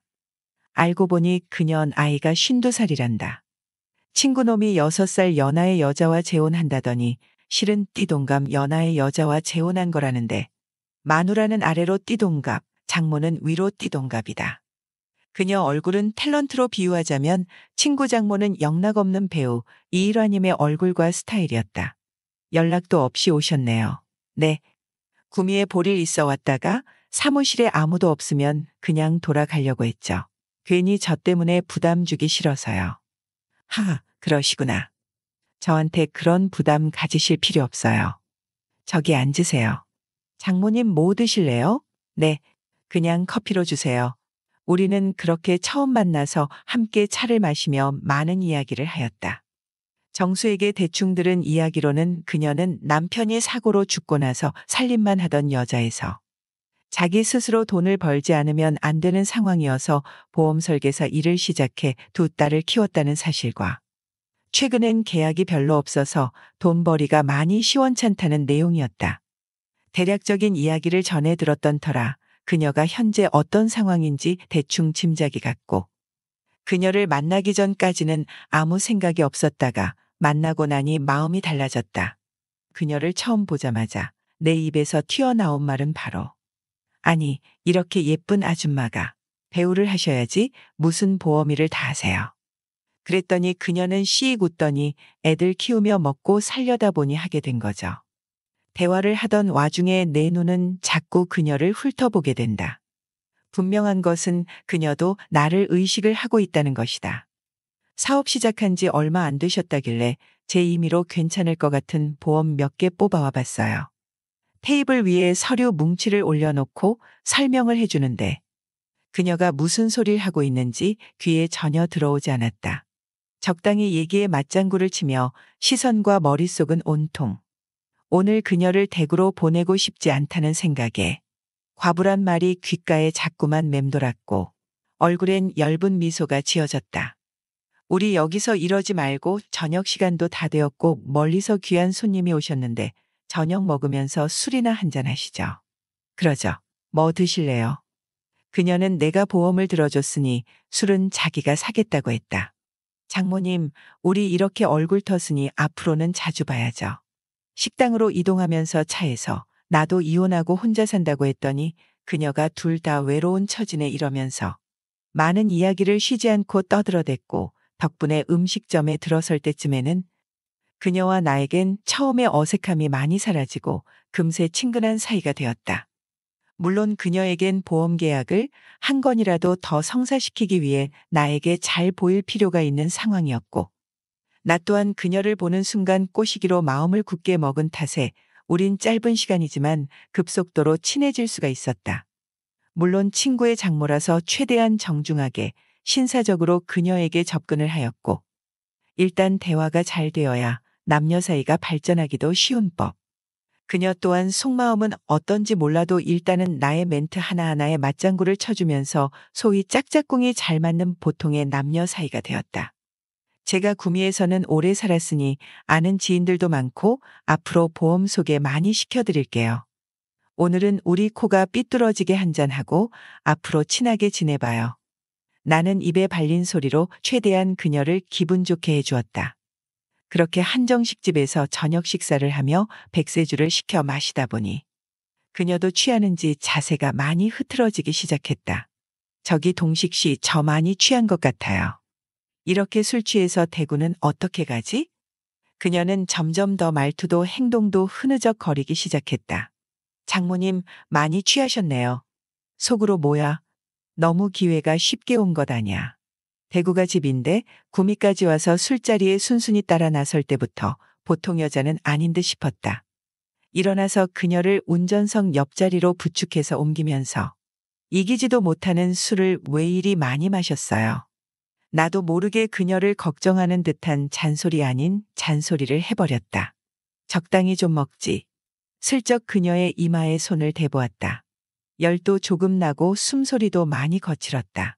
창문 쪽으로 쓰러지려고 하길래 팔을 잡고 살짝 잡아당겼더니 힘없이 반대쪽인 내 어깨 쪽으로 쓰러졌다. 그녀를 바로 앉히고 벨트까지 착용해주고 대놓고 한참을 쳐다보는데 올해 52살 된 혼자 사는 젊은 과부. 나이를 거꾸로 드셨나 이혼한 마누라보다 더 이쁘게 보이더라. 나는 할 수 없이 그녀를 우리 집으로 데리고 갔다. 집에 도착하니 그녀도 정신이 돌아왔는지 오늘 일, 우리 사위한테는 비밀로 해줘요. 그러는 거다. 그래서 내가 우리 사이에 아무 일도 없었는데 비밀로 하고 말고가 뭐 있어요. 그랬더니 그럼 지금부터 비밀을 한번 만들어 보자는 거다. 나는 그래서 빨리 비밀 하나 만들어 줘봐요. 그랬다. 내 말이 끝나기 무섭게 그녀가 곁으로 다가왔다. 그날 이후 난 친구 장모와 비밀 연애를 시작하게 되었고 지금은 보험일을 그만두고 구미애와 함께 지내고 있다. 그녀는 늘 상냥하고 나긋나긋하게 대해주고 12살이나 어린 날 자기야 자기야 라고 부르면서 애교 넘치는 모습에 행복함을 느끼며 살고 있다. 날 이렇게 행복하게 해준 여자는 처음이야. 그녀가 너무너무 사랑스럽다. 우리가 사귄 지 2개월 만에 자연스럽게 동거를 시작해 살림 산지가 벌써 3년 차가 되어가네요. 평범한 연인들처럼 다투기도 하고 화해하고 그러기를 반복하며 아웅다웅 지내다가 갑자기 재혼 이야기를 꺼내네요. 그녀는 자기 나이 때문에 부담되면 혼인신고라도 하고 지냈으면 좋겠다고 그러는데 그냥 지금처럼 즐기면서 살고 싶다고 했더니 그럼 자기는 나한테 무슨 존재냐고. 단지 즐기는 엔조이냐고 자기가 그것밖에 안 되냐며 짐 싸서 대구로 가버린 상태입니다. 경제적인 부분과 상속 문제, 그리고 친구놈이 날 장인이라고 불러야 하는 복잡한 가족관계 등 신경 쓰이는 게 한두 가지가 아닌데 어떻게 하면 좋을까요? 내가 가정 방문 교사가 된 것은 정말 뜻밖의 일이었다. 요즘은 내 제자와 아주 뜨겁게 사랑하고 있다. 불과 한 달 전만 해도 나는 청년 백수 100만 명 시대에 살고 있는 25세의 평범한 실업자 중 하나였다. 그런 내가 엄마 등에 억지로 떠밀려 초등학생들에게 컴퓨터 프로그램을 가르치는 교사 일자리를 구하게 된 것이다. 딩동. 경쾌한 초인종 소리가 울렸다. 내가 오늘 방문한 강남에 있는 이 집은 아래층부터 보안 장치가 되어 있는 고급 빌라였다. 누렇게 금빛으로 구운 기와를 빌라 위에 얹어 놓아서 언젠가 사진으로 본 적 있는 축소한 중국의 큰 성곽 분위기가 나는 부티나는 빌라였다. 누구세요? 보안 카메라를 통해 약간 높은 톤의 여자 목소리가 들려왔다. 나는 상대가 나를 볼 수 있지만 나는 상대를 전혀 볼 수 없는 보안 카메라 렌즈에 얼굴을 바짝 들이밀었다. 무술을 바른 매끈하게 반들거리는 머리 모양을 한 호남형 남자가 렌즈 위의 작은 유리에 비쳤다. 예. 오늘 3시에 방문하기로 전화한 컴퓨터 스쿨 방문 교사입니다. 잠시 후 문이 열리자 20을 간 넘겼을 듯 싶은 아가씨가 문 앞에 서 있었다. 보안경에 그렇게 얼굴을 바짝 대시니 정말 깜짝 놀랐어요. 아, 예. 안녕하세요. 컴퓨터 스쿨 방문 교사 이동우입니다. 오늘부터 자제분의 컴퓨터 공부를 지도하게 되었습니다. 내가 간단한 자기소개를 했다. 그런데 아까 전화 받으신 언니는 어디 가셨나요? 문을 열고 나온 여자는 부드럽고 용기 나는 검은 생머리를 기르고 있는 젊은 여자였다. 얼핏 봐서 여대생이라고 불러도 될 정도로 동안이었다. 아, 아까 통화한 사람이 저예요. 하하.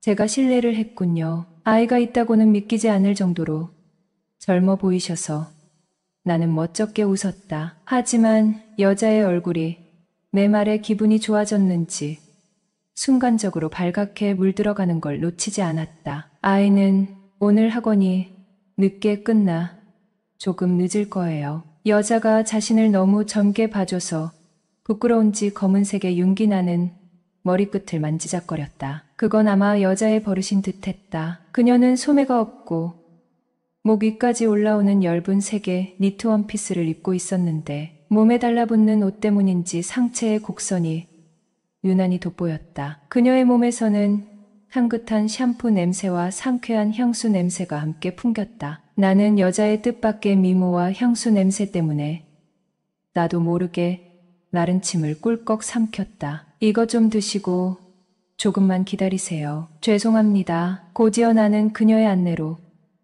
거실 응접실 소파에 앉았다. 그녀가 자몽차를 내왔다. 내가 앉은 거실에는 50인치도 넘어 보이는 대형 LCD와 크고 길쭉한 스피커가 놓여 있었다. 가정용 홈시어터 시스템이었다. 혹시 이 기계도 조금 아세요?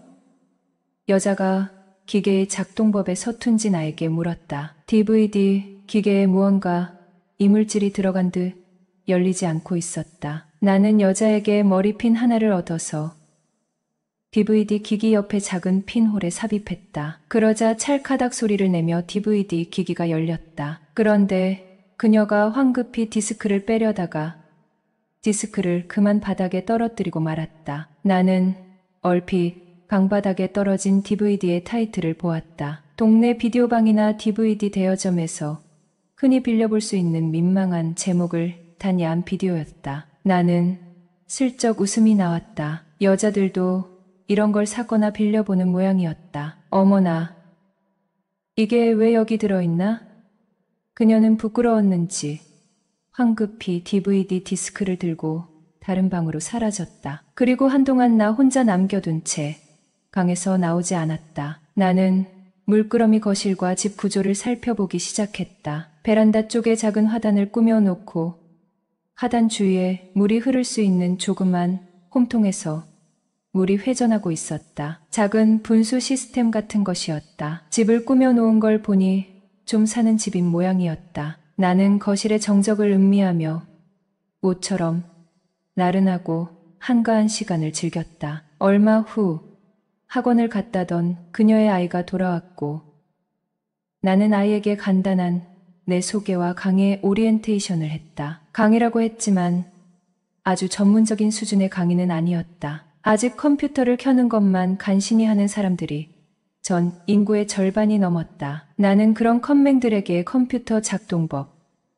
인터넷과 워드 등의 간단한 프로그램 사용법 등을 가르쳤다. 엄마를 닮은 듯한 좀 멍해 보이는 표정을 한 아이에게 이것저것 말하고 있으려니 어느 틈엔가 그녀가 나와서 아이 뒤에서 조용히 내 말을 듣고 있었다. 얼굴빛을 보니 아까의 홍조는 사라져 있었다. 이런 간단한 것을 가르치기 위해 강사를 따로 고용하는 것으로 봐서 그녀도 거의 컴맹 수준인 것 같았다. 아무튼 그날은 첫날이고 해서 대충 간단한 소개만 하고 나는 그렇게 돌아왔다. 아들 덕분에 그녀는 나의 공짜 수강생이 되었다. 며칠 동안 나는 컴맹 모자에게 간단한 인터넷 사용법을 가르쳤다. 브라우저를 실행하고 검색 호탈에서 자기가 찾고 싶은 것을 찾는 방법 등이었다. 아무튼 예뻐 보이는 그녀는 아들보다 배우는 속도가 더 느렸다. 백치미가 철철 넘쳐 흘렀다. 그녀는 지대한 기계 교수인 듯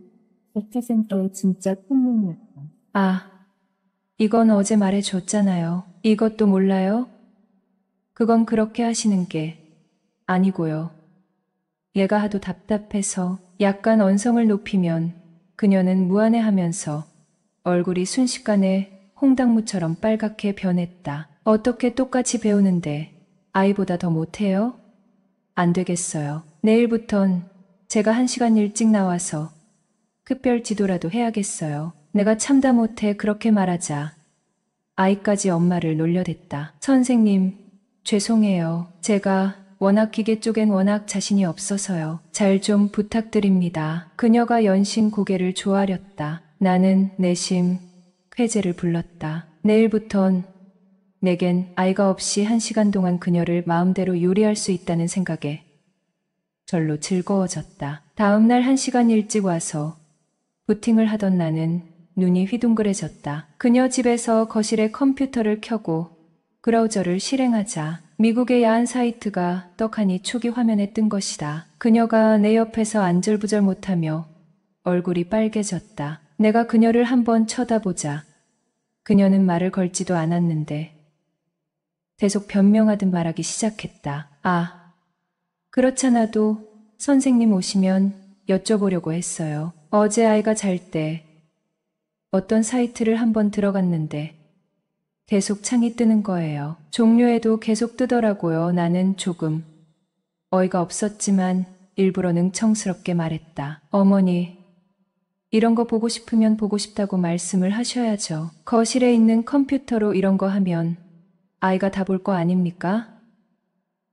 얘가 그녀를 힐난하자 그녀는 부끄러워서 고개를 들지 못하는 거였다. 선생님, 이거 어떻게 해요? 이거 원래대로 안 되면 아이 오면 큰일인데. 나는 속으로 웃음이 나오는 걸 간신히 참았다. 인터넷을 처음 배우는 성인이라면 당연히 야한 사이트를 한두 번 접속해보는 것이 콩과 의뢰이지 않는가? 나는 그녀를 조금 골려줄 생각으로 짐짓 위험 있는 목소리로 말했다. 글쎄요, 이거 한번 뜨기 시작하면 방법 없어요. 컴퓨터 부수지 않는 한 초기 화면 못 바꿔요. 어쩌죠? 이제 곧 아이도 올 텐데.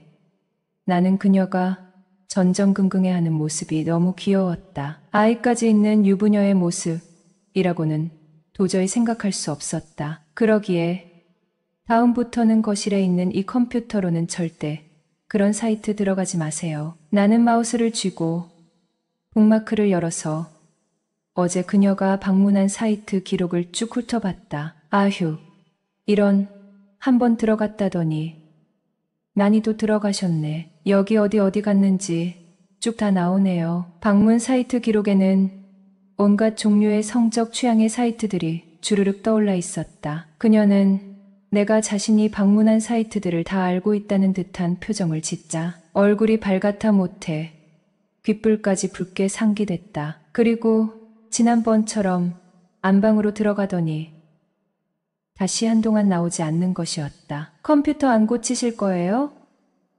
나는 그녀가 있는 안방 쪽을 향해 일부러 크게 말했다. 속에서 웃음이 터져 나오는 걸 간신히 참으며 나는 계속 능청을 떨었다. 한참 후 그녀가 뭐 적었는지 레몬차가 든 컵을 쟁반에 들고 나타났다. 나는 악성 코드를 치료하는 프로그램을 하나 다운받아 야한 사이트 중 하나가 깔아놓은 듯한 악성 코드를 잡았다. 그리고 초기 화면을 익숙한 검색 포탈 중 하나로 바꿔놓았다. 선생님, 정말 대단하시네요.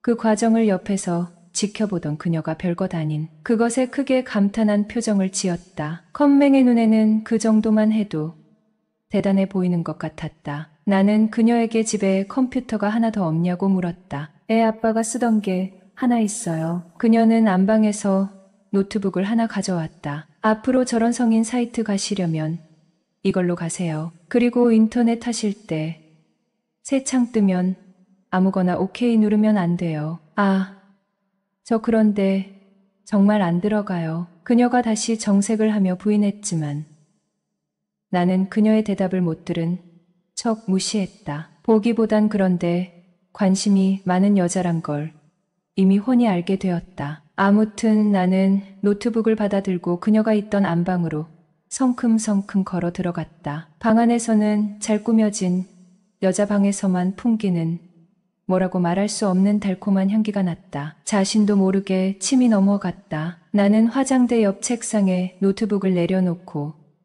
여분의 랜선을 노트북에 연결했다. 그렇게 나는 그녀의 안방을 일단 점령했다. 이런 전체적인 내 동작엔 일종의 선생으로서 약간의 위험이 서려 있었고 하도 매끄러워서 무척 자연스럽게 보였을 것이다. 그래서 그런지 그녀는 내가 안방에 들어갈 때 문 옆으로 살짝 자리를 비켜주기까지 했다. 자, 이것 보세요. 나는 노트북이 놓인 안방 책상 앞에 앉아서 그녀를 불렀다. 안방은 약간 어두운 편이었다. 노트북 화면에 불빛이 가니 조명등 역할까지 했다. 근데 불은 안 켜고 지내세요? 네, 제가 어두운 걸 좋아해서요. 그녀가 대답했다. 나는 화장대의 둥근 의자 하나를 내 옆에 끌어다 그녀를 앉게 했다. 그녀가 옆에 앉자 과일향처럼 시큼한 향기가 그녀의 온몸에서 풍겨왔다. 나도 모르게 입안 가득 침이 고였다. 그렇게 폐쇄된 공간에서 둘만 있게 되자 나는 오래전부터 그녀와 같이 알게 된 사이처럼 이상하게 마음이 편안해지는 기분을 느꼈다. 그녀도 그렇게 느꼈을까? 안 되겠네요. 아무래도 불을 켜야겠어요. 그녀가 분위기가 조금 이상하다고 느꼈는지 안방에 불을 켰다. 안방에는 모던한 분위기의 장롱과 아이보리색 시트가 곱게 깔린 침대가 놓여 있었다. 장롱과 침대는 각기 다른 회사의 제품이었지만 한 쌍으로 맞춘 것처럼 잘 어울렸다. 마치 나와 그녀처럼. 적어도 나는 그렇게 생각했다. 나는 침대 쪽을 못 본 채하고 그녀에게 인터넷 사용법을 이것저것 계속 설명했다. 자, 어제 여기까지 했죠? 그러면서 나는 그녀의 마우스를 쥔 손을 은근히 살짝 터치했다. 오후에 따뜻한 햇볕을 쬐러 나온 처녀의 맑은 미소처럼.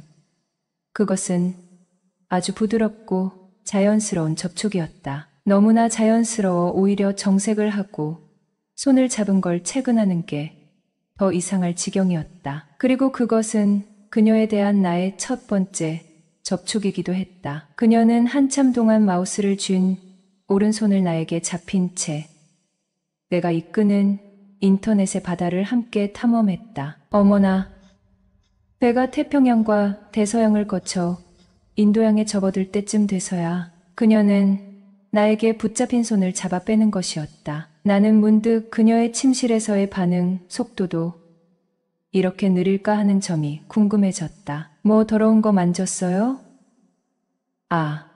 아니요. 그녀는 자기 손에 묻어서는 안 될 것이라도 묻은 것처럼 연신 손을 닦는 신용을 했다. 그녀가 얼굴을 붉혔다. 나는 또 속으로 웃음이 나왔다. 나는 모르는 척 그녀의 손을 계속 잡아 끌며 강의를 계속했다. 그러니깐 인터넷이란 건 말이죠. 어쩌고 저쩌고 그렇게 되는 대로 마구 짓거리면서 나는 은근히 자리에서 일어나 그녀의 뒤로 돌아갔다. 그리고 그녀의 뒤쪽에서 손을 붙잡아 마우스를 쥐게 했다. 그러자 영락없이 뒤에서 포옹하는 모습이 연출됐다. 하지만 나는 의도적으로 손 말고는 최대한 그녀와 접촉을 피하고 있었다. 내 코앞에 그녀의 뒷머리가 놓여 있었다. 유부녀지만 아가씨처럼 길게 기른 머리는 샴푸 광고에 나오는 모델의 머릿결처럼 반짝반짝 윤기가 나며 찰랑거렸다. 그녀의 머리에서 풍겨오는 고혹적인 향기가 나를 점점 미치게 만들고 있었다. 나는 참지 못하고 입안 가득 저절로 고인침을 삼켰다. 그 소리가 어찌나 내 귀에 크게 들리는지 그녀도 분명히 그 소리를 들었으리라. 하지만 그녀는 무딘 것인지 아니면 난처해질 것이 두려워서인지 별다른 반응을 보이지 않고 있었다. 나는 용기를 내서 몸을 앞으로 좀 더 숙여보았다. 그러자 자그마한 그녀의 뒷모습이 내 품에 쏙 들어왔다. 그녀는 내가 고개를 숙일수록 몸을 점점 더 앞으로 웅크렸다. 그 포옹 아닌 포옹은 무슨 줄다리기 같은 것을 연상케 했다. 그녀가 몸을 웅크릴수록 나는 묘한 오기 같은 게 생겨 더욱 더 상체를 그녀 쪽으로 밀착시켰다. 그러다 나는 나도 모르게 그녀의 귓불에 내 뜨거운 입김을 내뱉고 말았다. 그런데 그 순간 그녀에게서 탄성이 터져 나왔다. 내가 환청을 들은 것일까? 그러나 그것은 분명 무언가 억눌리고 참아왔던 것을 토해내는 갈망의 소리였다. 순간적으로 나는 내 귀를 의심했다. 신음소리는 분명 그녀에게서 난 것이었다. 그 소리는 내 뜨거운 입김처럼 끈적끈적한 욕망으로 뒤덮여 있었다. 나는 그녀의 턱을 뒤에서 한 손으로 가만히 쥐었다. 그녀의 작은 턱은 조금씩 덜덜 떨리고 있었다. 나는 그녀의 고개를 돌려 나를 바라보게 했다. 그녀가 고개를 돌리자마자 우리는 누가 먼저랄 것도 없이 서로를 꼭 껴안았다. 이미 반포옹 상태나 마찬가지라서 우리 사이엔 아무 거리낄 것이 없었다. 한동안의 그녀를 포옹한 후 나는 그녀를 떼어놓고 그녀의 얼굴을 똑바로 쳐다봤다. 그녀는 처음엔 눈을 거의 뜨지 못하는 듯 했으나 잠시 후 나를 똑바로 쳐다보기 시작했다. 검고 아름다운 그녀의 눈망울은 금방이라도 울 것처럼 촉촉한 물기를 가득 머금고 있었다. 가까이서 보니 유독 검은 눈동자가 물기 때문에 더욱 빛이 났다. 나는 나도 모르게 내 입술을 아름다운 그녀의 입술로 가져갔다. 그녀는 처음엔 슬쩍 피하는 듯 하더니 이내 체념한 듯 눈을 꼭 감았다. 나는 그녀의 아래 십술을 살짝 베어 물었다. 그만요. 그녀가 고개를 잠시 도리지를 하며 내 손을 빼내려 했다. 하지만 이미 나를 말릴 순 없었다. 여기서 그만둘 수 없었다. 나는 그녀를 안아주고 공격적으로 진행을 하려고 했는데 딩동. 그때 갑자기 찬물을 끼얹듯 초인종이 울렸다. 그와 동시에 아이가 엄마를 부르는 소리가 들렸다. 학교를 마친 아이가 돌아온 것 같았다. 그녀는 언제 그랬냐는 듯이 후다닥 옷 매무새를 매만지고 대문 쪽으로 뛰어갔다. 나도 호흡을 가다듬고 일부러 점잖고 근엄한 표정을 한 채 거실로 나갔다. 그날은 그렇게 지나갔다. 그런데 알 수 없는 게 여자의 마음이라고 했던가? 짧은 접촉이 있고 난 다음 날부터 그녀는 일부러 나를 멀리하는 기색이 역력했다. 안방에 들어갈 기회를 주지 않는 것이었다. 그리고 내가 아이를 가르치는 시간 동안 음료수만 몇 번 가져다 줄 뿐 별 다른 말도 없었다. 나는 그녀가 며칠 동안 나를 대하는 태도를 생각하자 은근히 화가 났다. 내가 무엇을 잘못한 것일까? 강제로 터치한 것도 아니고 그때는 그럴 만한 분위기에서 자기도 좋아서 한 것일 뿐이었다. 나는 그녀와 마저 하지 못한 일을 할 기회를 호시탐탐 엿보고 있었다. 그리고 곧 그런 기회를 갖게 되었다. 그날은 아이가 소풍을 가서 저녁 때나 돼야 들어오게 되는 날이었다. 아이가 없기에 나는 그녀의 집에 가야 할 공식적인 이유는 하나도 없었다. 하지만 나는 그날도 다른 날과 다름없이 그녀의 집을 방문했다. 아, 선생님 오셨어요? 오늘은 안 나오셔도 되는데. 내가 초인종을 누르자 그녀는 문을 열지 않고 문 안에서 말했다. 오늘은 아이 때문에 온 게 아니라 어제 깜빡한 디스크 때문에 온 거예요. 아, 뭘 두고 가셨군요. 그녀가 안에서 싸늘하게 대답했다. 근데 언제까지 이렇게 밖에 세워둘 거예요? 내가 그녀에게 문을 열 것을 재촉했다. 볼 수는 없었지만 나는 그녀가 잠시 머뭇거리고 있다는 걸 알 수 있었다. 조금 뒤 달칵하며 현관의 자동문이 열렸다. 내가 거실에 앉아있자 그녀가 가벼운 마실 것을 내왔다. 나는 차를 마시면서 그녀에게 내 디스크를 혹시 봤나 하고 물어보았다. 글쎄요, 어떻게 생긴 디스크인데요? 그녀가 나에게 물었다. 아, 별건 아니고요. 아무나 보면 안 되는 거라서 그래요. 그 디스크는 내가 인터넷에 야한 사이트에서 받은 동영상을 복사해서 담아둔 것 중 하나였다. 나는 어제 일부러 그것을 그녀의 집에 두고 갔었다. 나는 여러 종류의 디스크가 꼽힌 장식장을 이리저리 기웃거리는 신용을 했다. 물론 거기에 내가 두고 간 디스크가 있을 리가 없었다. 거참 난감하군요. 그거 아무나 보면 정말 안 되는 건데 혹시? 나는 거실에 컴퓨터를 켠 후 CD를 열어봤다. 하지만 그곳에도 디스크는 없었다. 이상했다. 나는 어제 집에 가기 전에 컴퓨터를 끄면서 거기에 슬쩍 내 디스크를 넣어두었다. 그런데 누가 건들지 않는 한 그게 사라질 리가 없었다. 나는 혹시나 하는 생각에 거실에 DVD 기기가 있는 곳으로 다가갔다. 그리고 디스크를 찾는 척하면서 플레이 버튼을 슬쩍 건드렸다. 그러자 갑자기 50인치도 넘는 큰 TV에서 화면 가득 남녀가 사랑을 나누는 장면이 펼쳐지기 시작했다. 어머나? 그녀가 깜짝 놀랐다. 그러나 놀라야 될 사람은 오히려 나였다. 이게 어떻게 여기 들어있을 수가 있나? 나는 웃음이 터져 나오는 걸 간신히 참았다. 그리고 서둘러 리모컨을 찾아 소리를 줄였다. 이게 왜 여기 있냐? 나는 짐짓 능청을 떨며 혼잣말을 했다. 화면에서는 엄청난 볼륨감을 가진 금발의 여배우가 한 남자와 일을 치르고 있었다. 아휴, 이게 무슨 망신이람. 나는 TV를 껐다. 그리고 농담처럼 그녀에게 물었다. 이게 왜 이 안에 들어있어요? 혹시 어제 보셨어요?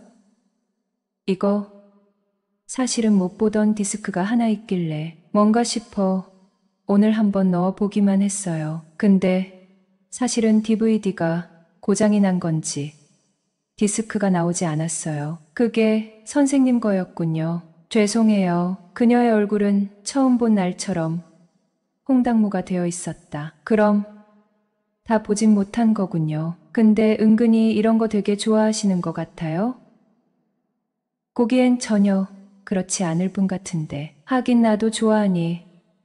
야한 거 좋아하기는 여자들도 똑같은 모양이에요. 아무튼 다 못 봤다니 마침 할 일도 없고. 이거나 마저 봅시다. 나는 장난스레 능청스럽게 말하고 TV를 다시 켰다. 그리고 화면을 빤히 쳐다보기 시작했다. 나는 거실 소파에 앉아 야한 동영상을 보기 시작했다. 그렇게 서 있지 말고 이리 와서 앉으세요. 내가 무안해지잖아요. 내가 그녀를 부르자 그녀는 얼굴이 새빨갛게 된 채 어쩔 줄 몰라 했다. 괜찮아요. 오늘은 아무도 없잖아요. 나는 의미심장한 말을 하며 그녀를 안심시켰다. 그리고 그녀의 손을 잡아 끌고 소파에 억지로 앉혔다. 화면에서는 엉겨붙은 두 남녀가 이제 막 격렬한 움직임을 시작하고 있었다. 그녀는 화면을 보는 건지 보지 않는 건지 모를 듯한 묘한 표정을 짓고 고개를 숙이고 들지 못하고 있었다. 죄송해요. 그녀가 다시 한 번 말했다. 나는 뜬금없이 뭐가 죄송하다는 건지 그녀의 말을 언뜻 이해할 수 없었다. 내 디스크를 DVD에 넣어놔서요? 아니면 요 며칠간 일부러 차갑게 대해서요?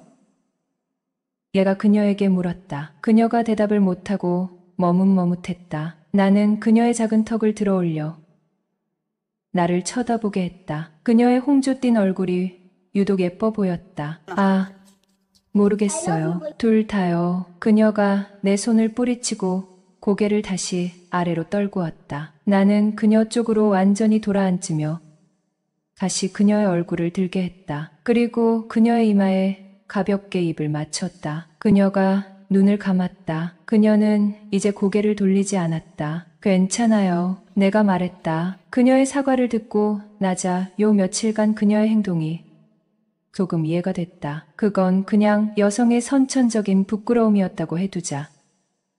비록 유부녀라고 해도 처녀와 똑같이 가지고 있는 여성으로. 오늘의 사연 시작합니다. 안녕하세요. 저는 이번에 대학에 입학한 풋풋한 신입생입니다. 행복한 대학 생활도 잠시 사촌 누나와 넘지 말아야 할 선을 넘고 제 인생은 박살이 났습니다. 지금 너무 힘들고 얘기를 할 곳도 없어 어떻게든 이 답답하고 무거운 마음을 털어내보려 글을 써봅니다. 정말 한순간에 욕망을 이기지 못하고 이를 저질러버린 저를 정말 원망합니다. 저에게는 가깝게 지내는 사촌 누나가 있습니다. 어릴 적부터 양쪽 부모님들은 맞벌이를 하시느라 바쁘셨습니다. 다행히 저희 집은 이모, 할머니 댁과 다 가까이 있었어요. 그래서 저희는 항상 어린이집이 끝나면 일하시는 부모님 때문에 집이 항상 비어 있으니 할머니네 가서 같이 놀면서 있다가 부모님들이 퇴근을 하시면 데리러 오고 그랬습니다. 그래서 사촌 누나와 함께 지내는 시간이 많았어요. 저희 둘 다 외동이었고 매일 둘이서 놀다 보니까 서로 친남매나 다름이 없었습니다. 누나랑은 2살 차이가 나는데 어린이집부터 중학교까지 같은 곳을 다니다가 제가 고등학교는 남고로 갔는데 그때 사촌 누나가 왜 남고를 가냐고 자기가 다니고 있는 남녀공학으로 오면 같이 학교 다니고 좋지 않냐면서 엄청 서운해하면 알리를 친 적이 있었습니다. 약간 저한테 집착 아닌 집착을 하기는 했었어요. 누나는 그냥 우리가 어릴 때부터 항상 붙어 있었기 때문인지 무엇이든 저와 함께 하고 싶어 했어요. 대학교도 같이 다녀야 한다면서 저에게 압박을 하더라고요. 그럴 때마다 저는 그냥 항상 웃어넘겼어요. 누나랑 같은 대학에 가려면 공부 엄청 열심히 해야겠네. 이러면서 웃어넘겼습니다. 누나는 공부를 정말 잘해서 누구나 다 아는 명문대에 진학을 했어요. 누나는 대학을 간 뒤 자취를 하게 되었고 저도 수능 공부에 열중하느냐 우리는 자연스럽게 멀어지는 듯 했습니다. 그렇게 저는 성인이 되어서 대학에 갔고 다행히 인서울은 했지만 사촌 누나와는 같은 학교에 가지는 못했어요. 그래도 원하던 학과에 붙어서 신나는 마음으로 독립을 시작했습니다. 고향을 떠나 서울에서 새로운 시작을 하려고 하니 기대되고 설레었어요. 제가 서울로 갈 때 사촌 누나는 월세도 아낄 겸 같이 살자고 했지만 그래도 저는 혼자서 자취를 하는 대학생의 로망이 있었기 때문에 거절했습니다. 그랬더니 누나가 엄청 서운해 하더라고요. 그치만 누나의 서운한 목소리도 금방 잊은 채 대학 생활에 빠져들었습니다. 그렇게 저는 즐겁고 바쁜 대학 생활을 하고 있었고 학창시절 연애를 몇 번 해봤지만 대부분 얼마 못 가 이별을 통보받아 사실 제대로 된 연애는 못 해봤습니다. 그래서 대학 가면 제대로 된 연애를 해보자 싶어서 소개팅도 많이 나가고 그랬어요. 그러다 마음에 드는 여자가 생겨서 연락을 주고받다가 사귀게 되었습니다. 그렇게 행복하게 연애를 하고 있었는데 사촌 누나에게서 연락이 왔어요. 제가 살고 있는 근처의 작은 회사에서 인턴을 하게 되었다고요. 그러면서 지금 살고 있는 집에서 출퇴근을 하려면 너무 멀고 힘드니 제 자취방에서 같이 지내면 안 되냐고 하더라고요. 그래서 저는 그건 좀 아닌 것 같다고 거절했습니다. 여자친구도 자주 오고 그래서 다른 사람이랑 같이 지내는 건 나도 불편하다고 하며 거절을 했더니 아직 집 계약이 몇 개월 더 남아서 그렇다면서 저랑 같이 살면 월세도 아끼고 회사도 가까워서 정말 좋을 것 같은데 고작 여자친구 때문에 나랑 같이 못 산다는 거냐고 어이가 없다는 듯이 저를 몰아붙이면서 서운해하더라고요. 저는 미안하다고 하며 나도 혼자 지내보니 혼자 있는 게 편하기도 하고 집에 여자친구뿐 아니라 친구들도 자주 와서 놀 때도 있고 술 먹고 자고 가는 친구들도 있고 그래서 많이 불편할 것 같다고 얘기하고 전화를 끊었습니다. 그렇게 사촌 누나도 수긍하는 것처럼 잠잠해졌고 저도 알바하면서 학교를 다니고 있었는데 몇 달이 지나고 사촌 누나가 이사 좀 도와달라면서 연락을 했습니다.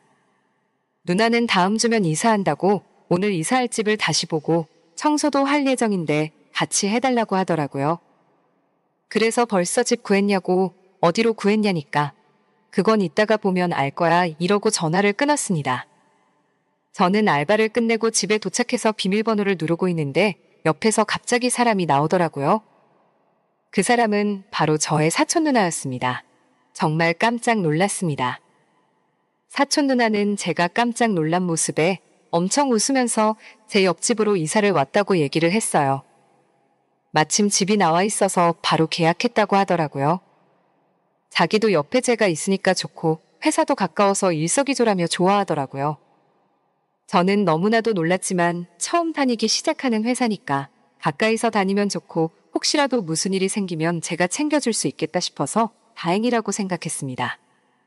그렇게 사촌 누나가 이사를 온 지 일주일 정도가 지나고 나서 저에게 큰 가구들을 옮기는 작업을 도와달라고 하더라고요.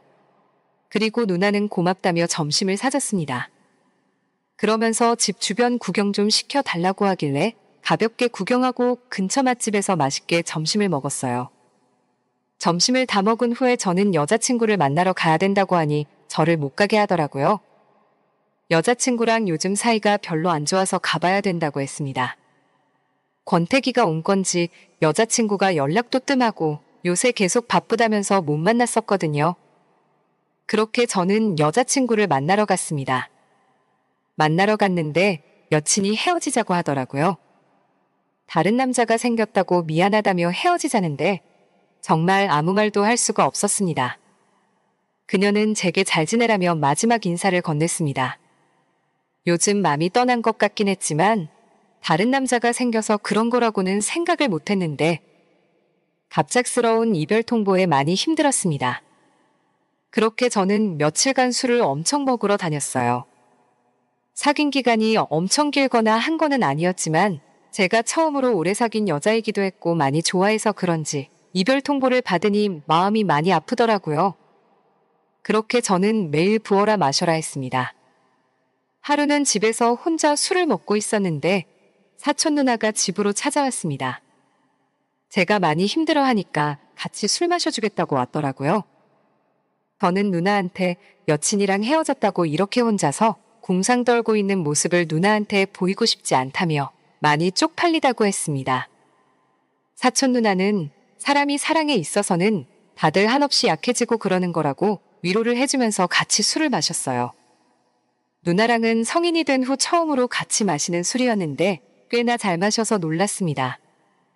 그렇게 사촌 누나가 위로를 잘해주어서 저는 계속 신세한탄을 하면서 술을 마셨습니다. 제가 너무 힘들어하면서 술을 많이 마시자 저를 안아주면서 그러더라고요. 정말 좋은 인연은 곧 다시 생길 거라고 너무 힘들어하지 말라고 했어요. 저는 누나에게 고맙다고 하면서 품에서 벗어나려고 했는데 누나와 눈이 마주친 순간 갑자기 사촌 누나가 나 너 좋아해 라고 하면서 입을 맞춰 오더라고요. 많이 취하기도 했고 분위기가 사촌 누나를 밀어낼 만한 분위기가 아니었습니다. 그렇게 저희는 키스를 했어요. 술은 이성의 끈을 모두 놓아버리게 만들더라고요. 그렇게 저와 누나는 침대에 누워 뜨거운 밤을 보냈습니다. 다음날 일어나서 술이 깨고 나니 정신이 번쩍 들었습니다. 옆에서 자고 있는 사촌 누나를 보니 머리가 새하얘지더라고요. 저는 얼른 옷을 갈아입었고 누나를 깨웠습니다. 그리고 무릎을 꿇고 미안하다고, 내가 많이 취해서 제정신이 아니었던 것 같다고 미안하다고 그랬어요. 그러니 미안할 게 뭐가 있냐고, 너도 나 사랑하는 거 아니냐고, 우리 둘이 사랑하는데 왜 미안하냐더라고요. 저는 미안하다고 이건 아닌 것 같다고 했습니다.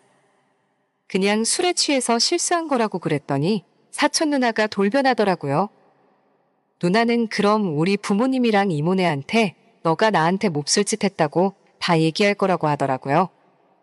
그래서 저는 우리 둘 다 취해서 한 실수이고 그냥 없던 일로 하고 지내자고 했어요. 자기는 실수가 아니래요. 자기가 얼마나 이 순간을 기다려왔는데 왜 실수로 치부하냐고 울더라고요. 제가 성인이 되기를 얼마나 기다렸는지 아냐면서 고등학생 때부터 저를 좋아했다고 하네요. 그래서 제 옆에 있고 싶어서 더 좋은 회사에 갈 수 있는 기회를 저버리고 제 집 근처의 작은 회사에서 일을 하게 된 거라고 하면서 이렇게라도 곁에 있고 싶었다면서 눈물을 흘리더라고요. 저는 머리가 너무 아팠어요. 저한테 좋은 감정이 있는 거는 알았지만 그냥 정말 우리는 친남매처럼 자라왔으니까 그런 애정인 줄 알았지 이성의 감정을 가지고 있을 거라고는 생각하지도 못했습니다. 아무한테도 얘기하지 않고 우리 둘이 이렇게 살면 안 되냐고 하더라고요. 전 도저히 사촌 누나가 여자로 보이지 않았어요. 그래서 이건 아니라고 미안하다고 하니까 온 집안 사람들한테 연락해서 저를 쓰레기로 만들어 버릴 거라고 하더라고요. 대학에도 소문 다 낼 거라고, 사촌 누나 따먹은 쓰레기라고 다 소문내고 다닐 거라고 협박했습니다. 그렇게 말하는 사촌 누나의 눈빛이 정말 무서웠습니다. 진짜 큰일 났다 싶었습니다. 저는 일단 사촌 누나가 원하는 대로 해줬어요. 회사에 다니면서 사람들을 만나다 보면 다른 남자에게 마음이 가겠지. 그때까지 기분 맞춰주면서 지내보자 싶었습니다. 사촌 누나는 저랑 연인처럼 지내길 원했고 저는 그런 사촌 누나에게 맞춰가며 지냈습니다. 사촌 누나는 자주 관계를 원했어요. 키스하고 관계를 가질 때마다 제 마음은 점점 무거운 무언가가 가슴을 짓누르는 듯 했습니다. 저는 계속해서 정말 후회하지 말고 다시 한번 잘 생각해 보라며 설득했지만 그럴 때마다 사촌 누나는 저를 협박했습니다. 정말 시간이 지날수록 무서워졌어요. 이 관계를 계속 유지하는 게 맞는 걸까요? 어디 멀리 해외라도 가고 싶은데 그래도 쫓아올 것 같고 떠난다고 한들 가만히 있지 않고 저를 쓰레기로 만들게 분명하니 이러지도 저러지도 못하고 죽겠습니다. 제가 어떻게 해야 되는 걸까요? 오늘의 사연은 여기까지입니다. 구독과 좋아요, 알림 설정 부탁드려요. 감사합니다.